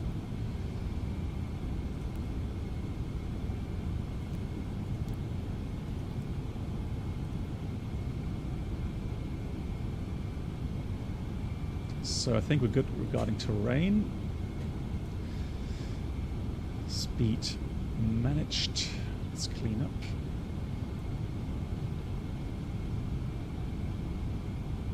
Wow, that has gotten dark quickly. I'm glad we saw some of the terrain at the beginning.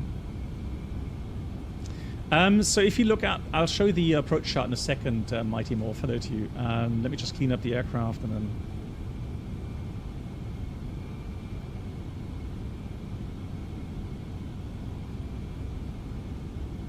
And again, hopefully... We're not going to run into issues. Flap 0, speed is checked, flap 0.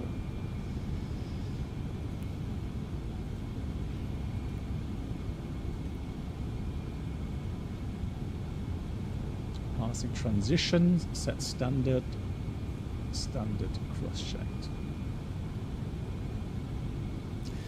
Yeah, so often, yeah, so ATC will have that via ATIS, that information. But here you will have a clue if you look at the chart for Nuke, the approach chart. If you take the Zulu approach, so ILS Zulu 04, look at the minimums. There is no Charlie category. So this approach, Zulu approach, and the minimums are only for category Alpha and Bravo aircraft. So if you go for the Yankee approach, then you have the Charlie and Delta. Right, so that's how I learned on the previous flight that we are going to expect or fly the Yankee approach. Yeah, low pressure, that's correct. That is correct, so low pressure today.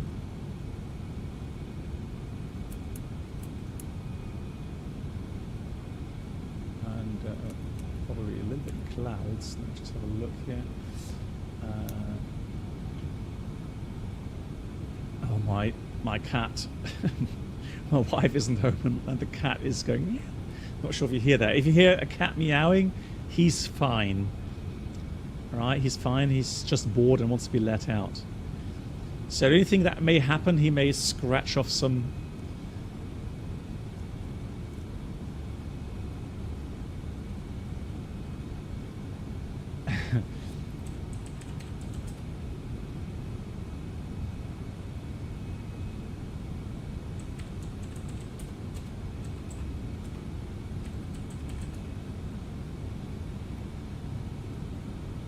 The ESA deviation in what regard? In what regard? You mean temperature or pressure?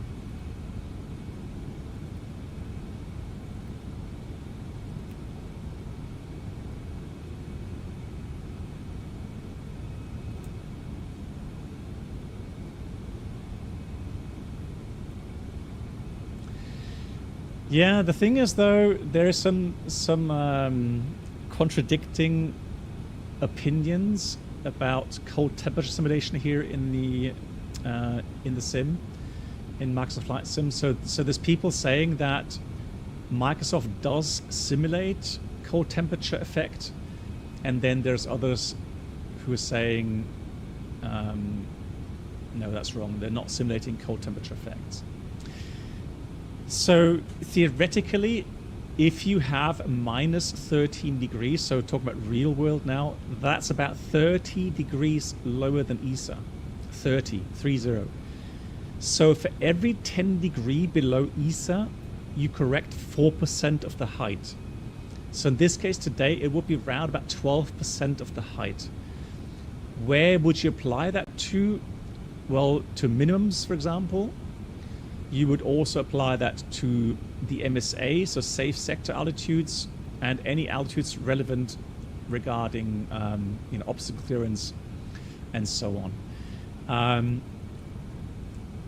So what you could do, or should do in this case, if you look at the runway elevation, airport elevation here, that's about 2,500 feet then. Just to simplify things, 2,500. Now, 12% from that is about 300 feet, rounded up, okay? So in this case, what you would do, you would dial in 2,800 in the autopilot system, or you would fly 2,800 feet.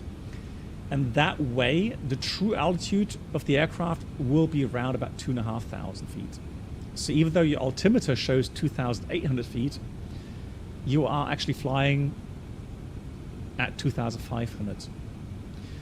Which means then you would have the intercept again at about 6.6 dMs from the November Uniform Kilo DME.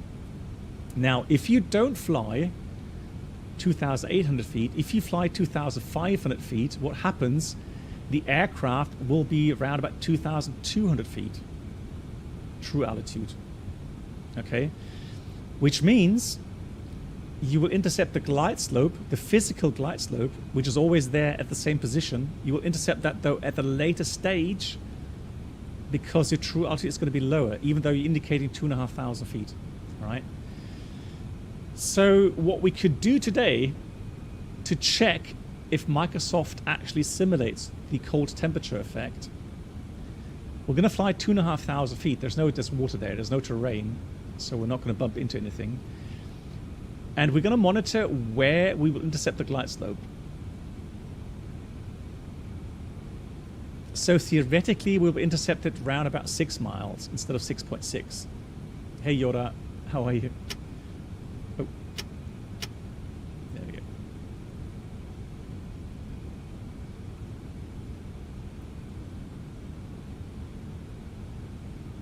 Exactly, Janand, yeah. So we'll have a close look on the radar altimeter.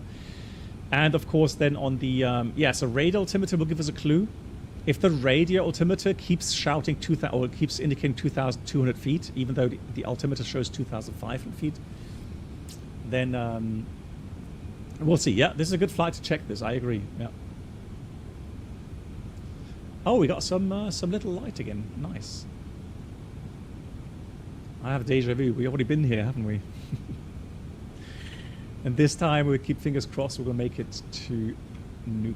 Right. Yeah, another little bit of ice again. So good thing we've got the wing anti-ice on.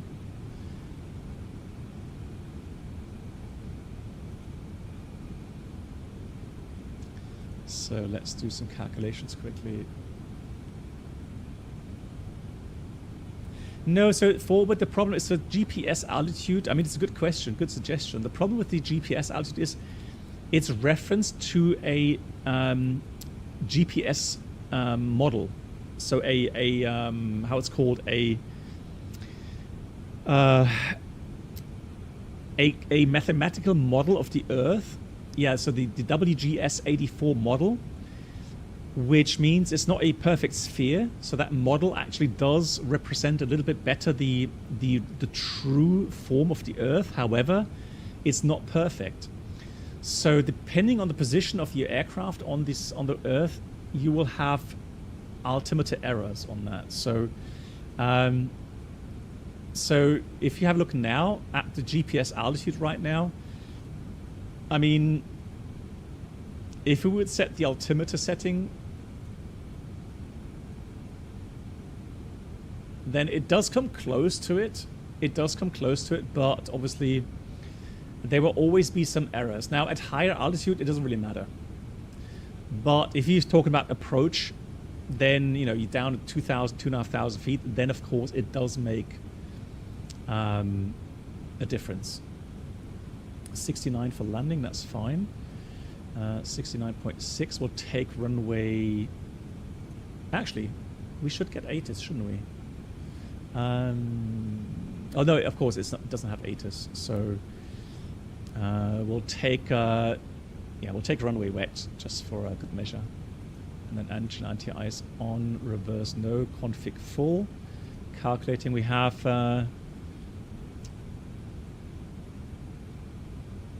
yeah, so that doesn't have the newer runway conditions available yet. Now the new chart will give us the proper landing distance.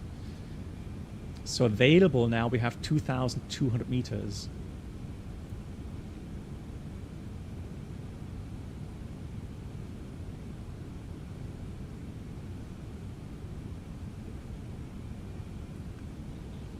Yeah, flying pole, exactly. Yeah, good explanation there. Hey, nice. GG's Ghost. So was everything as expected regarding the ATC? So we've got 1 to 1.3.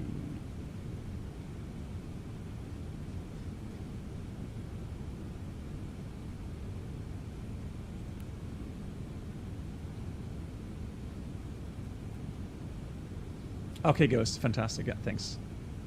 Cool. So we definitely want automatic medium, and it says we're going to require about 2,100 meters. So there's not much buffer. So not room for a long flare today.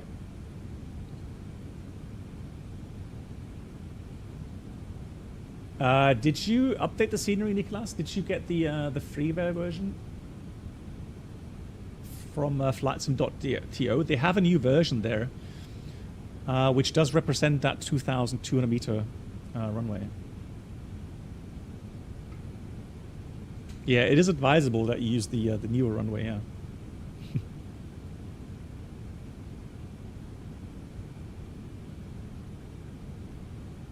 It is a very good scenery, I agree.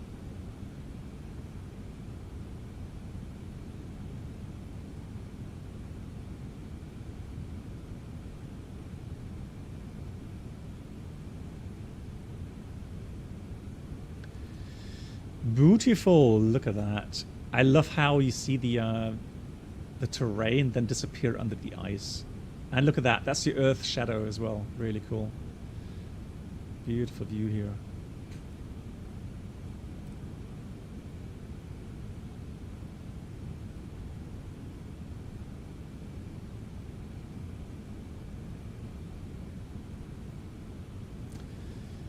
When you're panning your head in the cockpit, looking left or right, upper part of the screen is lagging behind. What kind of settings do you use, MAN? Are you using frame generation, and are you using VSync or DLSS or whatever? Because that sounds like screen tearing to me.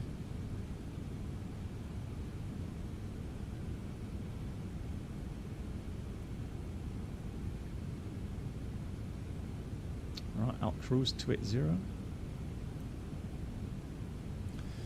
Okay, so using the same as me. So frame gen, TAA, and VSync. Are you sure? Have you deselected G-Sync from the monitor, MAN? So with the NVIDIA controller.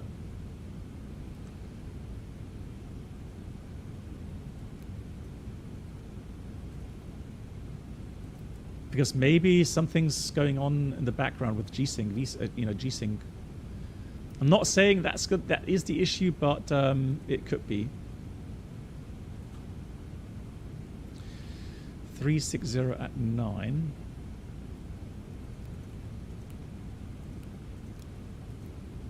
Temperature is minus 13, 979. 979, yeah, low pressure, and then minus 13. Good, so minimums. Now for good practice, assuming that we are going to have an error in the altimeter, we are going to set a higher minimum. So, and again, what we do is we add the correction on the height, not the complete altitude, right? So if you have a high elevation airport, you would do a wrong correction. So rounding up 300 feet, 12%. So let's put this to, well, let's say 300 and, well, I mean, let's add maybe 40 feet or something, right? So 560. 560 is plenty additional. So the error, the altimeter error, will get less and less the closer to the ground you get.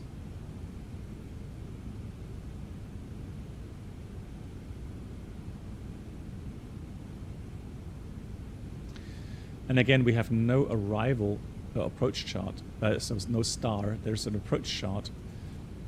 And the MSA is about 6.9. So initially, I think last time we had a transition level of 8.0. So we're going to initially descend 9.0. So I'm going to dial that in, 9.0.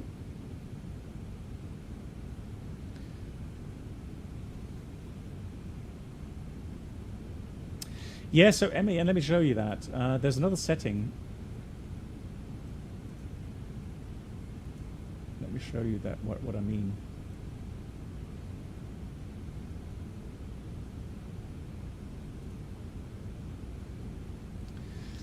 So if you go to setup G-Sync, make sure that is not active, because that I think that kind of overrides everything. So make sure that's deselected. And then 3D settings, what I have under the program settings for Microsoft Flight Simulator 2020. So I'm using monitor technology, fixed refresh. Right, fixed refresh. And there I've set adaptive half refresh rate because I'm using 120 Hertz on the monitor. Has it really? Has that solved the issue? Has it really?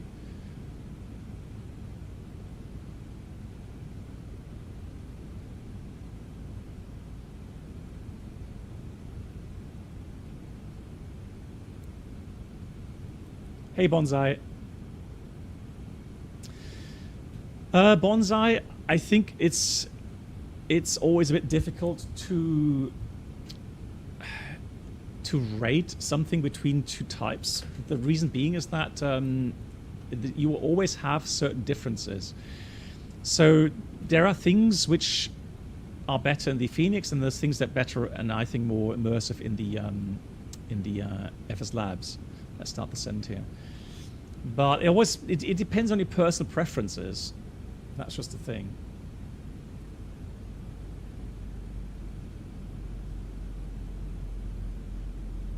Yeah, but MAN, whatever it is, I think it does sound like screen tearing.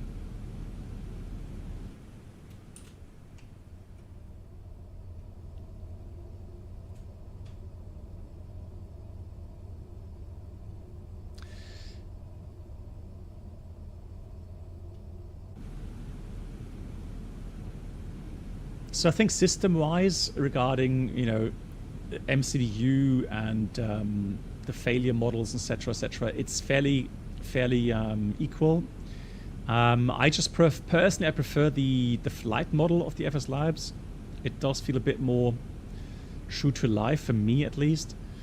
And then one thing I really like is the TechLock stuff. But again, that's one of the things that a lot of people don't care about. So, if you really look for this, this kind of extra immersion, extra kind of level, where you have to look at the technical side of things as well.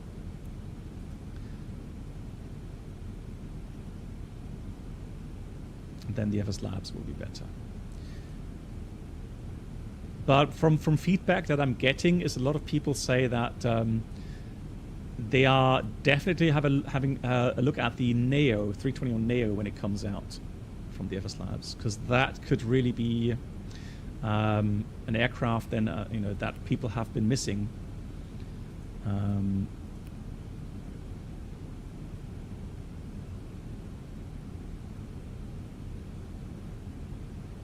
Yeah, and I've stepped back from rating these add-ons because, again, usually it just creates unnecessary discussions and kind of a bad atmosphere.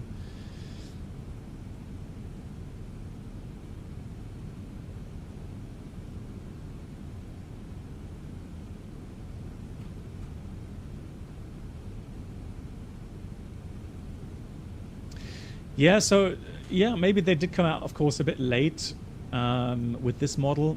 But then again, I mean, it's good to have, some competition, right?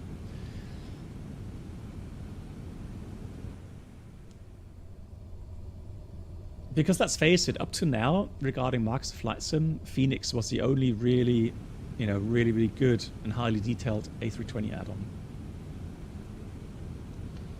So, yeah, like I said, I think personally it's a good thing that we have competition now. Anyways, we've got to get ready. 21.3, let me dial that in. Recommended is runway 04 and transition level is flight level 85. 85 transition level. We would like to do the ILS Zulu approach for runway 04. Leipzig at 84. Confirm your flight, your aircraft is A319. Yeah, then it's going to be Yankee. Airbus 319, Leipzig at 84. Then I will recommend ILS Yankee for runway 04, as that is for class Charlie and Delta aircraft. You see, he's always saying recommend. I'll switch to Yankee, ILS Yankee for runway 04. Do you know if they're doing the A3 Neo first? Yes, I think so. Yeah. No, the Neo should be first. And Leipzig Air 284, what time do you expect in Nürnberg? Stand by, Leipzig Air 284. Oh, you mean the vertical path? Why it's kind of just a little bit below.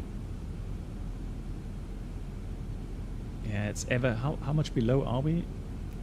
60 feet? 50 feet?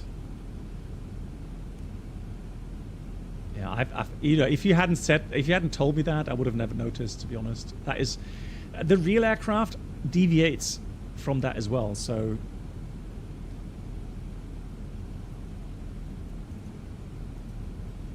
And good evening to Nuke information from Windmill 711. We're passing 180, descending 90. Windmill 711, Nuke information. Good evening, good evening. Weather at the moment, Nuke, wind 360 degrees, 9 knots, coordinates 979, recommended runway 04, transition level, flight level 85. Report intended approach. Thank you much for the information. Windmill 711, copied altimeter 979, and transition is 85. And we are planning for the ILS Yankee 04. You're planning for ILS Yankee runway 04, and what time do you have Abano? Abano estimate is 2008 Zulu from Windmill 711. Second, Windmill 711. Yeah, estimating Abano at time 2009 UTC. 2009 at Abano for Windmill 711. Thank you. Leipzig Air 284, do you have the time at Nürnberg? Yes, it's 2005 at Nürnberg, Leipzig Air 284. Okay, another traffic coming in. Roger. In that case, traffic information for you is a plane coming in from the north, planning Abano at 2009 now. Roger, Leipzig Air 284. And Windmill 711, there is an inbound Leipzig Air coming from the south, planning Nürnberg at 2005. Okay, Windmill 711, that is copied. So we will reduce speed now. And I will give you a new estimate once I have it available. Windmill 711. Thank you.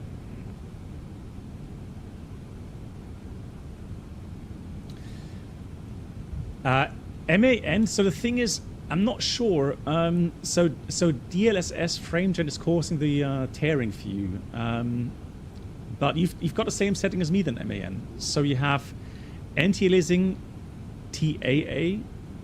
You put frame generation on, and that's it. I'm not really using any DLSS settings. So it's just a frame generation that is on.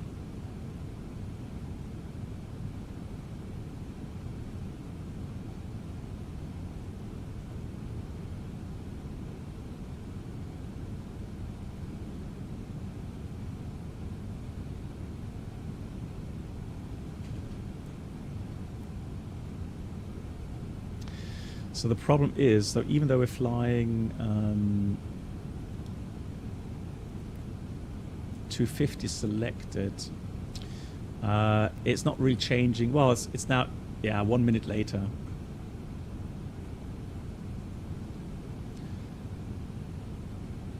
Yeah, although it's still 209. I was saying 208. Okay, let's reduce further. So let's go down to 220 knots.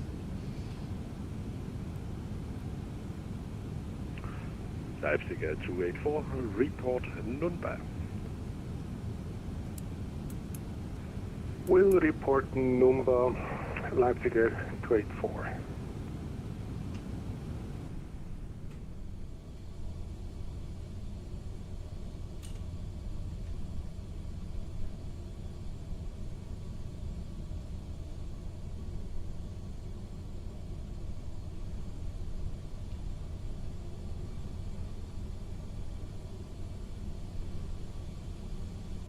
Beautiful. Right, it's getting dark, so I'm going to dim down the displays a bit.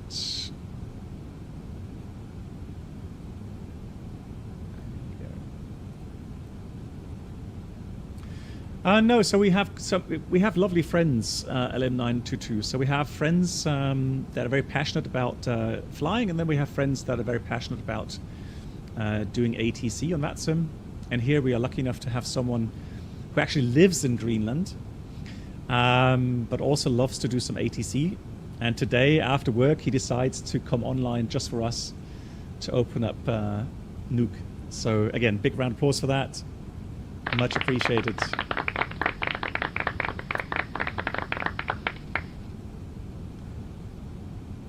So I definitely don't take those things for granted. I really appreciate that. It is great service, absolutely. And it just helps you to appreciate how, you know, certain areas and certain control areas or certain ATC sectors work differently.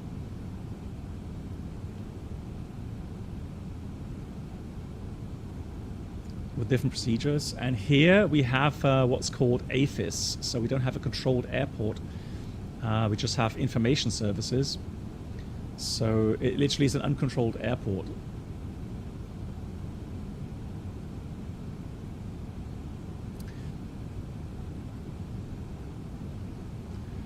And Windmill 711, if we don't have more than like 7 mile separation to the Air Leipzig aircraft, then we'll do one right-hand orbit overhead Abano before we start the approach. Roger. I will let you know when the Leipzig Air is passing Nürnberg. Thank you so much. Appreciate it. So the other aircraft is coming in via Nürnberg. We are coming in via Abano. Leipzig Air 284, traffic on north of the airfield, also inbound. He will do a 360 at Abano, should be of no factor. So let's go descend, 5,400. Thank you for the information, Leipzig Air 284. We are actually right now at Nürnberg. 979. 284. Leipzig Air 284. Thank you. Report turning final. So for the approach, we said Will report we're turning going to final. keep to 2,500 Leipzig feet. So we'll see if there is a temperature error. Windmill 711. The Leipzig Air has just passed Nubba. Okay, that's fantastic. That should then be enough separation for us. Thank you so much for the information, Windmill 711. Yeah, I've got him here on TCAS as well now, so... Good. And minimums we increased due to the cold temperature to 560 feet, and then in case of missed approach, course 042 until 2,000 feet, left direct Golf Hotel 406, and then right back to Nunba, and join holding at above 5,900 feet.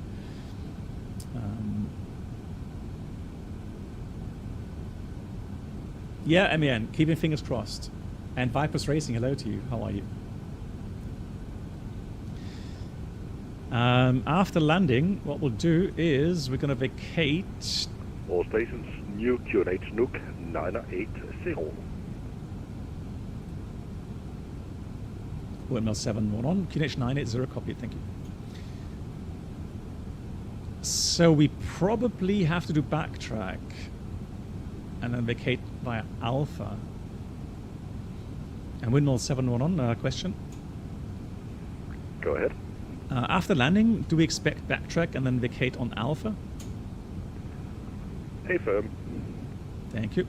All right, so we land, backtrack, and then vacate on Alpha. So we do need a bit of separation to the aircraft in front. My God, it's getting dark. Oof. Leipzig Air 284, we're turning for the ILS right now.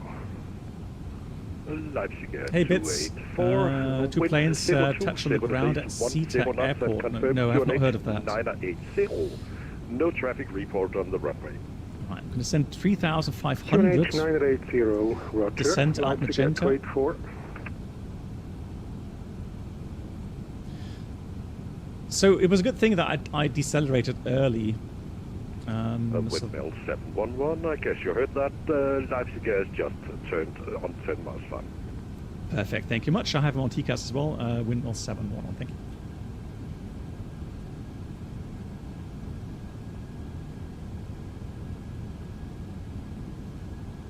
Say intention doesn't work well. 1 hour waste, you don't tell correct heading. Okay, I'm sorry to hear that. Yeah, I haven't used that for a while. I was using Beyond ATC, but I haven't done that for a while, so I would have to check that again.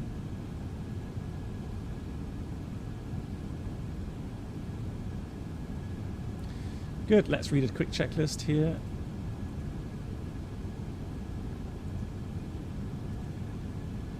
So let's read the approach checklist. Barrow Ref 980 set 3 times.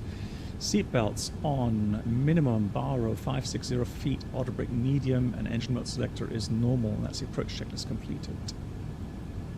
All right, descent alt blue 3,500. And again, just that those that are joining, we are trying to find out today if there is a cold temperature simulation here. So in very cold conditions like we have today, -13 at Nuuk Airport, there will be a wrong indication on the altimeter. So it will be lower, so the true altitude will be lower than the indicated altitude. And so for every 10 degrees difference between the ESA temperature of +15, it's about a 4% error. So today it's about 30-degree difference to ESA, meaning about 12% error on the height. So that should mean about 300 feet error. So if we have 2,500 indicating on the altimeter, then we should be at a true altitude of around about 2,300 down to 2,200 feet. Right, so speed is already there. Flaps 1. Speed check, flaps 1.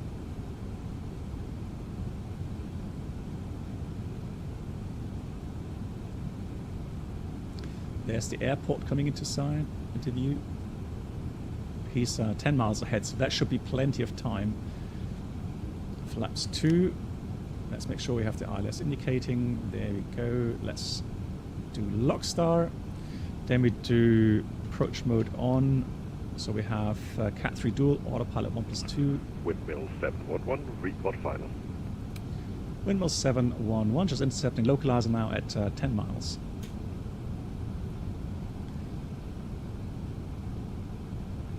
Windmill 711, traffic on the runway, short final right now. Ah, it's already captured. Windmill 711 covered. So we're already on the glide slope. Let me just change that again. Just going to cancel that again. The reason is I want to be at 2,500 there. Here comes the gear. I want to see where we intercept the glide slope and what the rate altimeter says. Flaps 3. 2,500. Speed check. Flaps full. Right. Leipzig Air 284, on report vacating. Wilco, Leipzig Air 284. So we have... Oh, hang on, look at this. Oh, that's interesting.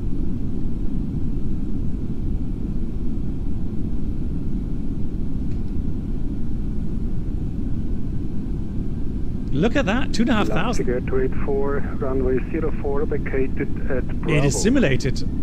I'll be darned. Windmill It is simulated. 711, runway 3. Thank you much. On final approach, Windmill 711. Leipzig Air 284, welcome to Nuuk. I suggest you taxi via Charlie to station And 6 miles. 1. So the intercept of the glide slope is about Via 6 miles. Charlie to stand 1, Leipzig Air Glide slope, 284. localizer, Leipzig Air And 284, we'll make do- that stand 3. 7,000 feet for the missed Leipzig Air approach. 284. 2,000. Yeah, crazy. I did not expect that.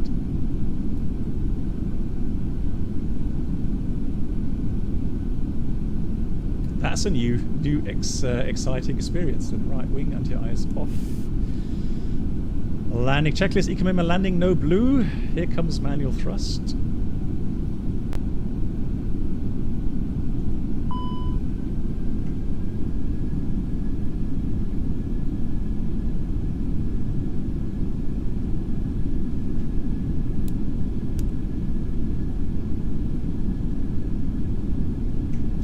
Runway was free.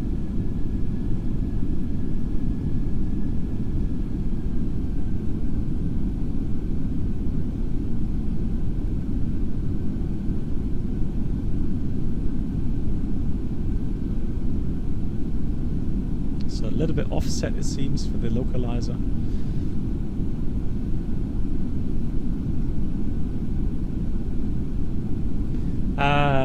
Bozanak, it's fine. You can have your opinion. I respect your opinion. I enjoy the Phoenix. I enjoy the FS Labs.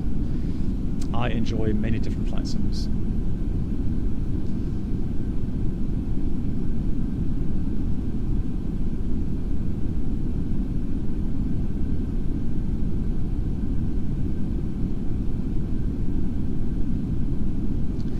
Now the idea is that we can't flare for too long today, so we only have like 150 meter buffer regarding max landing 100 distance. above. Runway is in sight. 9 knots head on. Minimum Continue, no crosswind. So 500.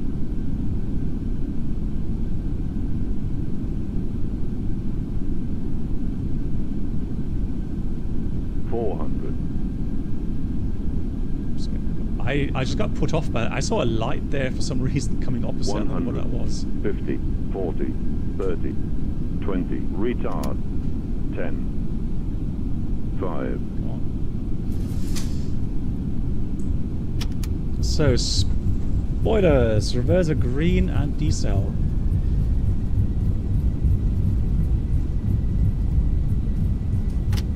Now there's obviously aircraft here. I don't know if it's multiplayer or if that was on that sim. I have no idea. Right.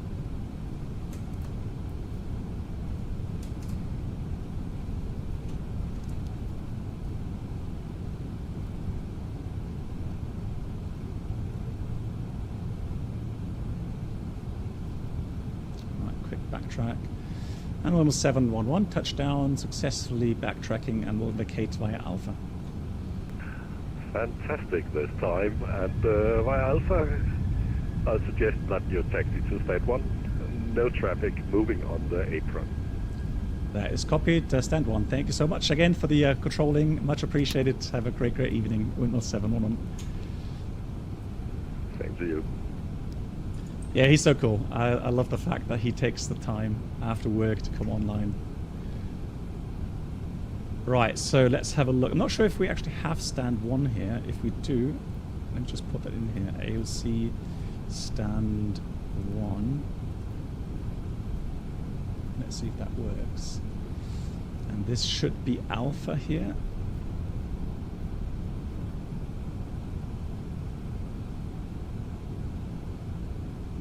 Next time A330. Well, I mean, once the Indy builds, A350 is out, maybe A350 even. When do you think? I have no idea. Honestly, they keep those things extremely secretive.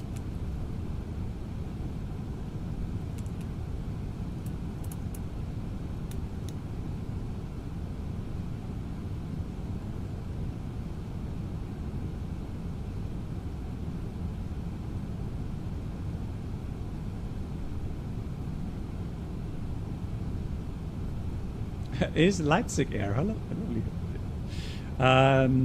So let's have a quick look. Taxi stand.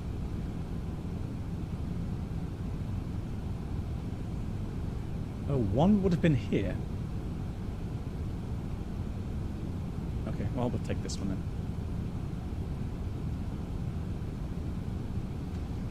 I guess GSX doesn't know the stands here.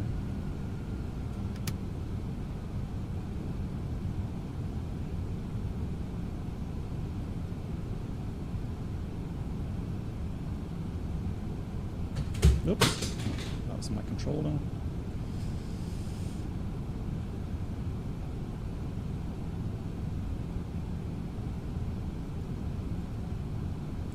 APU is available. Fantastic. And then we'll stop here. That is on. APU bleed on. Let's get the dome light on. 2-1.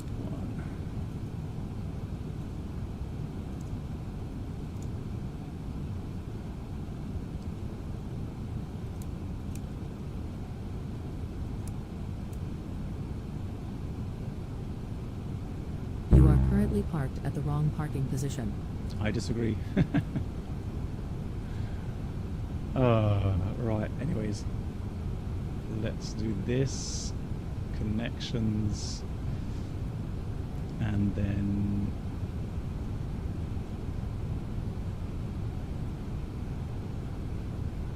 okay, and then services requested. The boarding requested.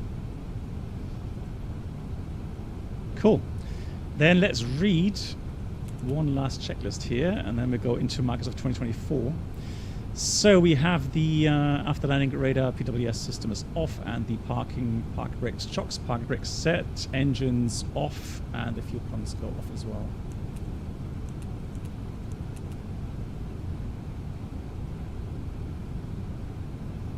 AOC menu performance. Let's have a look.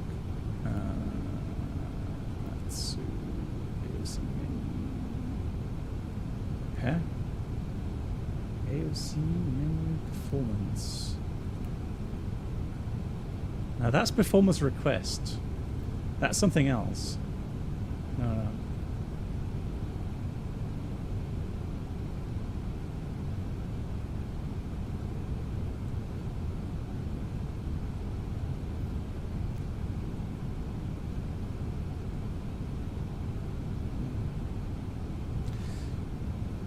Yeah, flying pole. I'll have a look. I do have an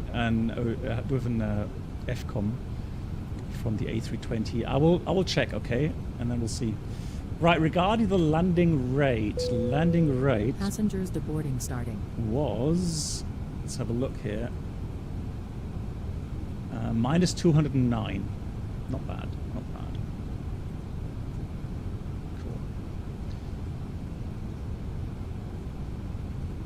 Cool. And let's have a look at the tech lock.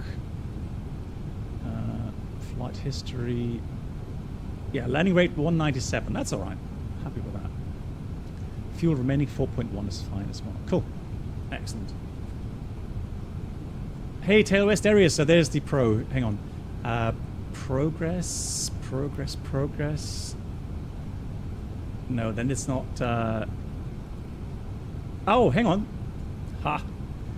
Here we are. He's the man. No, yeah, that's it. So predictive. So destination. Let's have a look.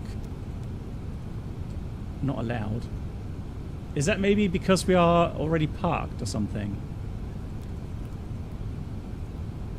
ETA, hang on, ETA, let's put now 2025.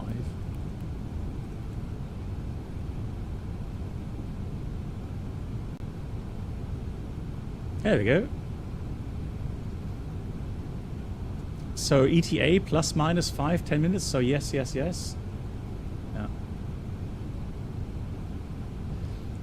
Yeah, Yoda, it could be the case, yeah. Maybe it's taking destination from the flight plan. But you can put in a waypoint as well. Whilst cockpit was better to fly, Ariel. Okay, so Airbus. So, I mean, ergonomically, I will definitely say the Airbus is more comfortable overall, right? So having no yoke between your legs, the Airbus is definitely, and the way the flight deck is set up, I would definitely say Airbus wins, right?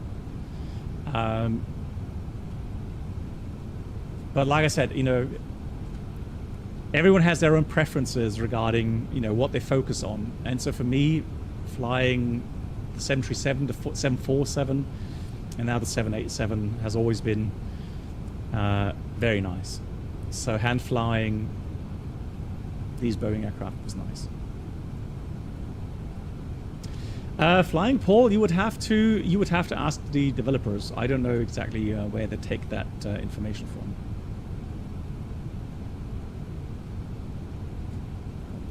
Right, I'll be back in about 10 minutes, and we'll do a flight from Christchurch to Queenstown in Microsoft 2024. Tail West. It keeps you young, you see. And we're going to fly the Phoenix, and I'm going to try and see if it works with DLSS. Although, I mean, I'm a bit weary that these crashed desktops or these issues that we're having are DLSS 4 related. I mean, it's a very new kind of technology. So the drivers were rushed out quickly, and I have a feeling that the drivers are just not ready yet.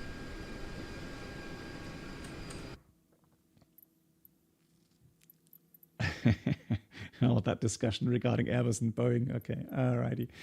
Anyways, guys, thank you so much.